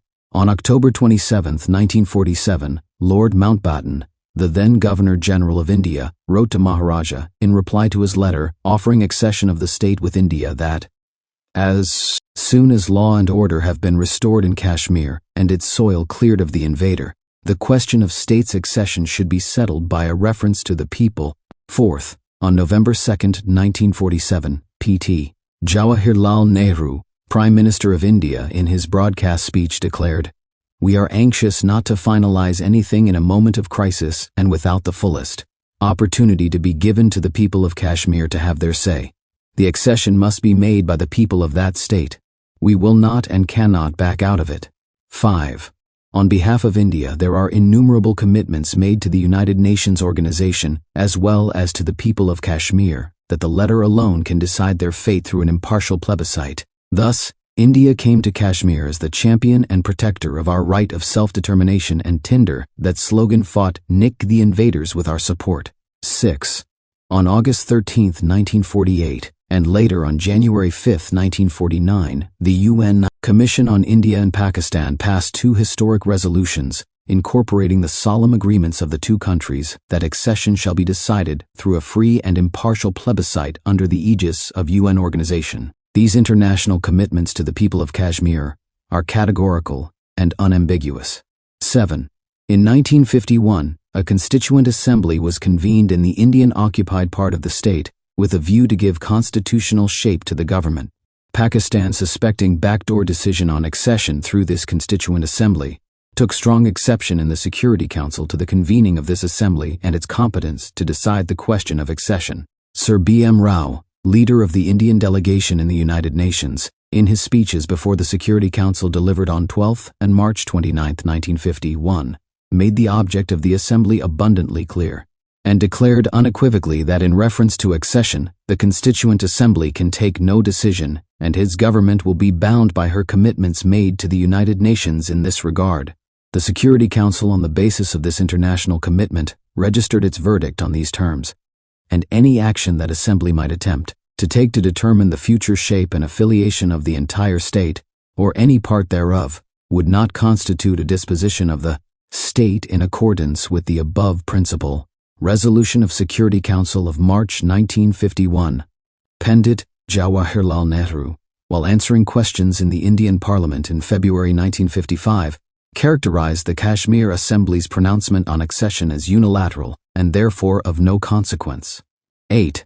Meanwhile, the Security Council had suggested that the 2 countries should try to effect a peaceful settlement of this dispute through direct negotiations. 9. as leader of the National Conference, prompted by the sole desire of facilitating a settlement with due regard to the wishes of the people, I, in consultation with the executive of my organization, and with the full approval of a top-level committee nominated by the executive of the National Conference for the purpose, drew up a list of possible alternative means of settlement of this dispute. Accordingly, I communicated these alternatives to the Prime Minister of India early in July 1953, so that in the forthcoming talks between the two Prime Ministers of India and Pakistan, our approach to the peaceful settlement of the dispute would not be lost sight of. Unfortunately, India did not seem to like this and turned hostile. D-set. A deep and carefully screened conspiracy against me and my followers was the result. Kashmir, unfortunately, is the root cause which deeply embitters the relations between India and Pakistan, and in any conflict this state is bound to be the first casualty. No peaceful progress is possible within the state unless this dispute is finally and amicably settled. These are weighty considerations, and no one who has the real good of the state at heart can lose sight of these factors. For some time past I had therefore been pressing an early settlement of this dispute with Pakistan. See Appendix I. Indian reaction was averse to this approach, and her resentment towards me gradually culminated in positive hostility, Jedinact. Disruption and factionalism in our ranks and corruption of our people was therefore resorted to by India for breaking our unity and thus achieving its nefarious end. The plot culminated in the coup d'état on August 9, 1953. In the early hours of that night, I and my cabinet were dismissed, without a no-confidence motion of the Assembly, by the legally and constitutionally questionable fiat of the head of the state. I was put under arrest along with another minister of my cabinet, and am now under continued detention nearly for the last 3 years without trial and without even a charge. Divanact. Simultaneously with my arrest, thousands of my followers and co-workers, including deputy ministers, high-ranking gazetted officers, respectable businessmen, lawyers, members of the Assembly and public men of high position in life, were clapped into prison. All manner of repressive measures were let loose in order to crush the spontaneous uprising of the people throughout the valley. Indian Central Reserve Police and Army, as well as the militia, and the Special Police, were given a free license to shoot at sight and commit all other possible atrocities on the defenseless people. Thousands were beaten or starved in the jails in order to break them into submission. The number of those killed was officially reported to be 36, although the public version puts it very much higher. No judicial inquiry was held to investigate into these atrocities, which include among their victims even pregnant women and children. More than a score of Assembly members was detained without charge, and many others kept under house arrest. Trinact. It was under these blood-curdling circumstances that a session of the Assembly was called to record its approval of the coup and a vote of confidence in the new government. From prison I sent telegraphic requests to the President of the Union of India, to its Prime Minister, and to the Speaker of the Assembly, to allow me to appear before the House and face a motion of no confidence in a democratic manner, but no heed was paid to it. Thus, almost with a pistol on the neck of the Assembly members, and with a massacre and terrorism all over the valley, a vote of confidence for the government pitchforked into office with the help of Indian bayonets was secured. No greater fraud on democracy can be conceived. What moral, legal, or constitutional value this fraudulent act has need hardly be explained. Sitarnact. Thus India maneuvered to remove those elements from the Kashmir scene which she thought stood in the way of her anti-Kashmiri designs, and subsequently sought ratification of accession through the Assembly. To say the least, it is a fraud upon the people, betrayal of their right of self-determination, and gross breach of international commitments and promises. Patnact. In March 1956, the Prime Minister of India made a public declaration ruling out plebiscite in Kashmir. It has shocked the world conscience and stunned the people of Kashmir, to whom innumerable assurances had been held out that they will shape their own destiny through a fair and impartial plebiscite. Reasons advanced for this volte-face are that Pakistan has joined SEATO, received arms aid from America, and signed the Baghdad Pact. The absurdity of the argument is patent. Whatever Pakistan may do or might have done, that can be no valid reason for denying the Kashmiris the exercise of their right of self-determination in order to shape their own future. Secondly, India's Prime Minister has hinted that a vote in favor of Pakistan will rouse communal passions in India and endanger the security of its Muslim minority. This argument is also untenable. Is India's secularism so skin-deep that it will collapse like a pack of cards as soon as Kashmiris exercise their right of self-determination? One may as well ask, are Kashmiris to be held as hostages for fair treatment of Muslim minority under the so-called secular democracy of India? Were India's oft-repeated promises to the people of Kashmir that they alone shall have the right to decide their own future through an impartial and fair plebiscite, intended to be implemented only in case a vote in her favor was certain? Cessnacked. India has repeatedly claimed that Kashmir is last progressing and that the political uncertainty has ended. Nothing can be farther from truth. Kashmir is at present ruled by monstrous laws which have crippled all political and social life in the state and paralyzed all progress. A lawless law of preventive detention has been promulgated in the state with the sanction of the President of the Republic of India, which has stilled all civil liberties. This law authorized arrests, anal detention for a period of 5 years without trial, or even without disclosing the grounds of detention. Free and frequent use is made of this law of the jungle. Respectable citizens, political workers have been arrested under this law on the excuse of having publicized the speeches of opposition members delivered in the legislature of even legitimately organizing support for the opposition in the House. Members of the Assembly who expressed their intention of crossing the floor in the House were put under arrest. In certain eases, resignations were extorted under the pressure of this monstrous law, and instances are not wanting where the members were publicly threatened of getting them involved in fabricated criminal cases if they failed to support the government party. Indian money is being lavishly used for organizing gangsters for looting, insulting, and publicly flogging respectable citizens who do not see eye to eye with the ruling party. Colossal amounts borrowed on interest from India are used in corrupting public life and thereby purchasing the public conscience. It is, however, gratifying to note that all these dirty methods have so far failed to corrupt the people into submission, and with one voice they demand the fulfillment of the promise made to them by India, Pakistan, and United Nations to exercise their right of self-determination in a free and democratic manner. The Indian press, almost without exception, is positively hostile to all tendencies in favor of the plebiscite. Any Indian newspaper writing in favor of the fulfillment of the promise held out by India to people of Kashmir, or criticizing the present administration in Kashmir, is immediately bribed or blackmailed and its entry into the state banned. Foreign correspondents are seldom allowed in, and if and when such a journalist finds his way to the valley, every precaution is taken that B does not get a peep into the realities of the situation. There is virtual iron curtain over the valley.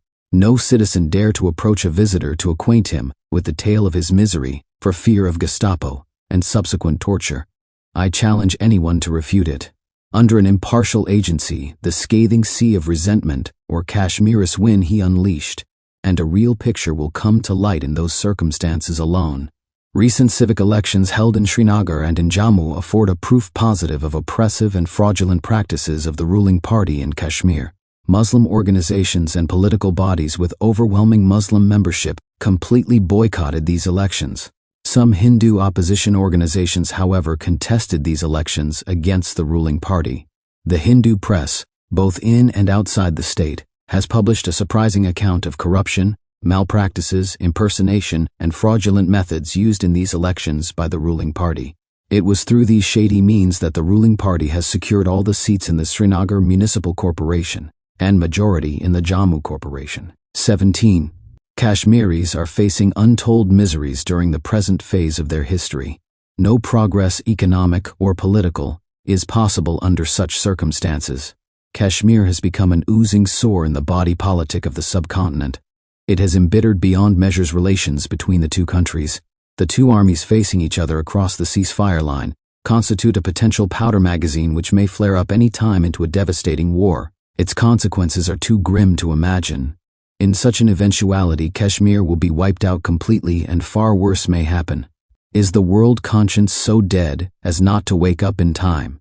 If a member of the World Organization is so easily to denounce international commitments and trample over without qualms the human rights of millions, it will, I am afraid, deal a death blow on the effectiveness of the Security Council, will shock the confidence of small nations in the World Organization, and endanger world peace.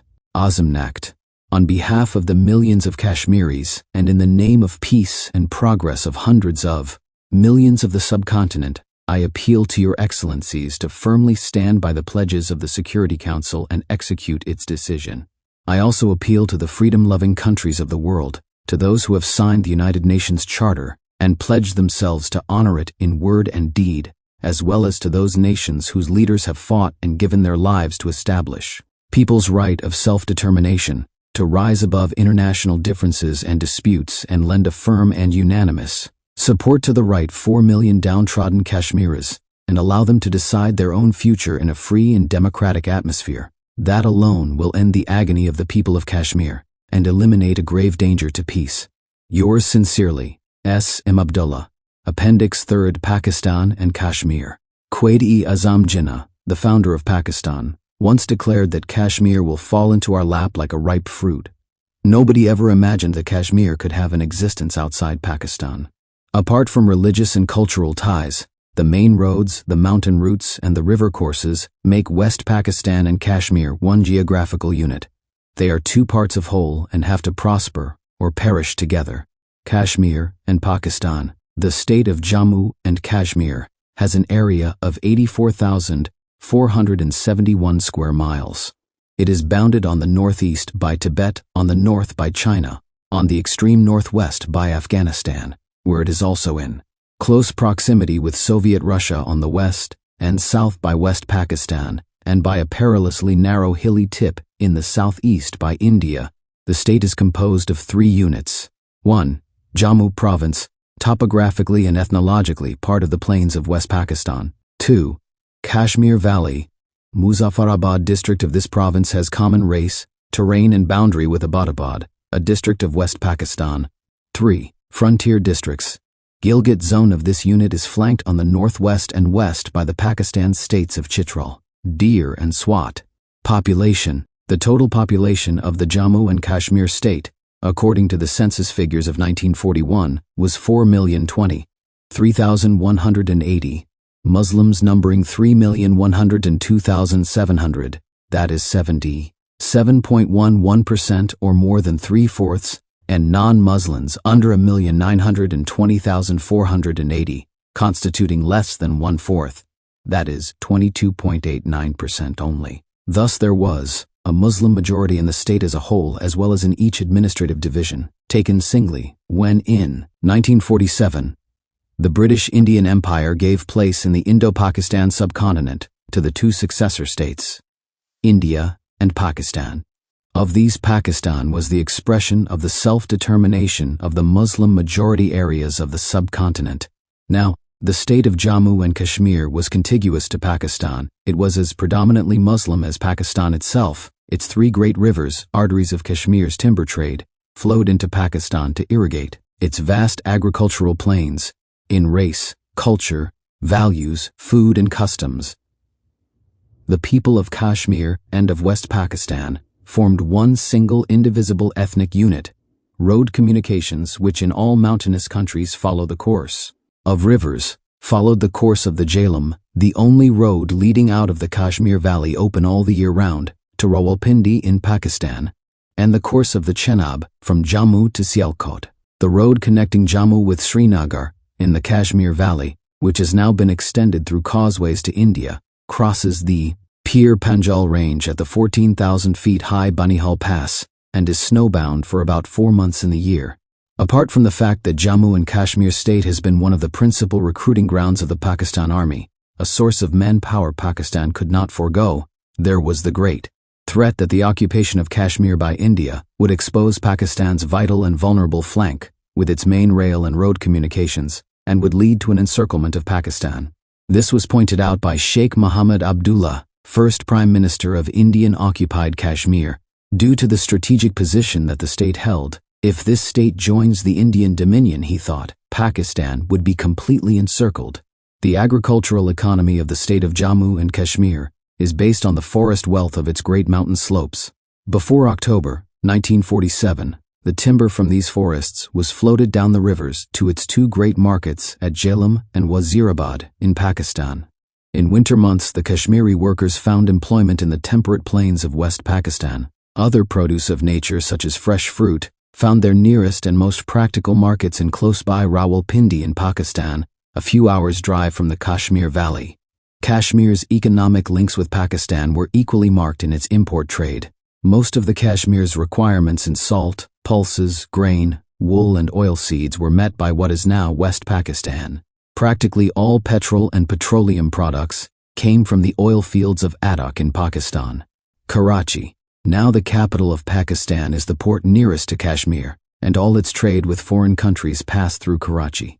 The dependence of Pakistan upon the rivers flowing from Kashmir, Indus, Jhelum and Chenab, has been increased manifold by the threat of India to shut off the waters of the other two rivers which flow in directly from India, Ravi Sutlej. India has rejected Pakistan's plea to respect the allocations of water authorized before partition, pending the decision of the rights of the parties by the International Court of Justice.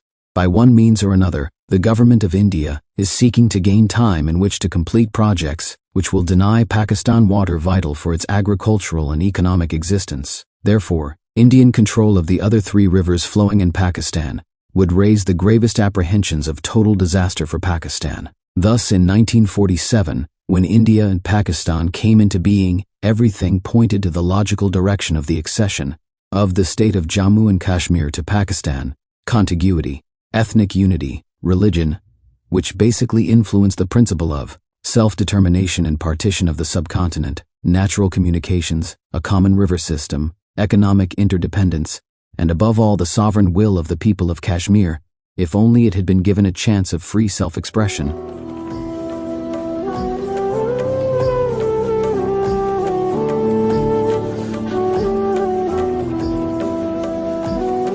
The end.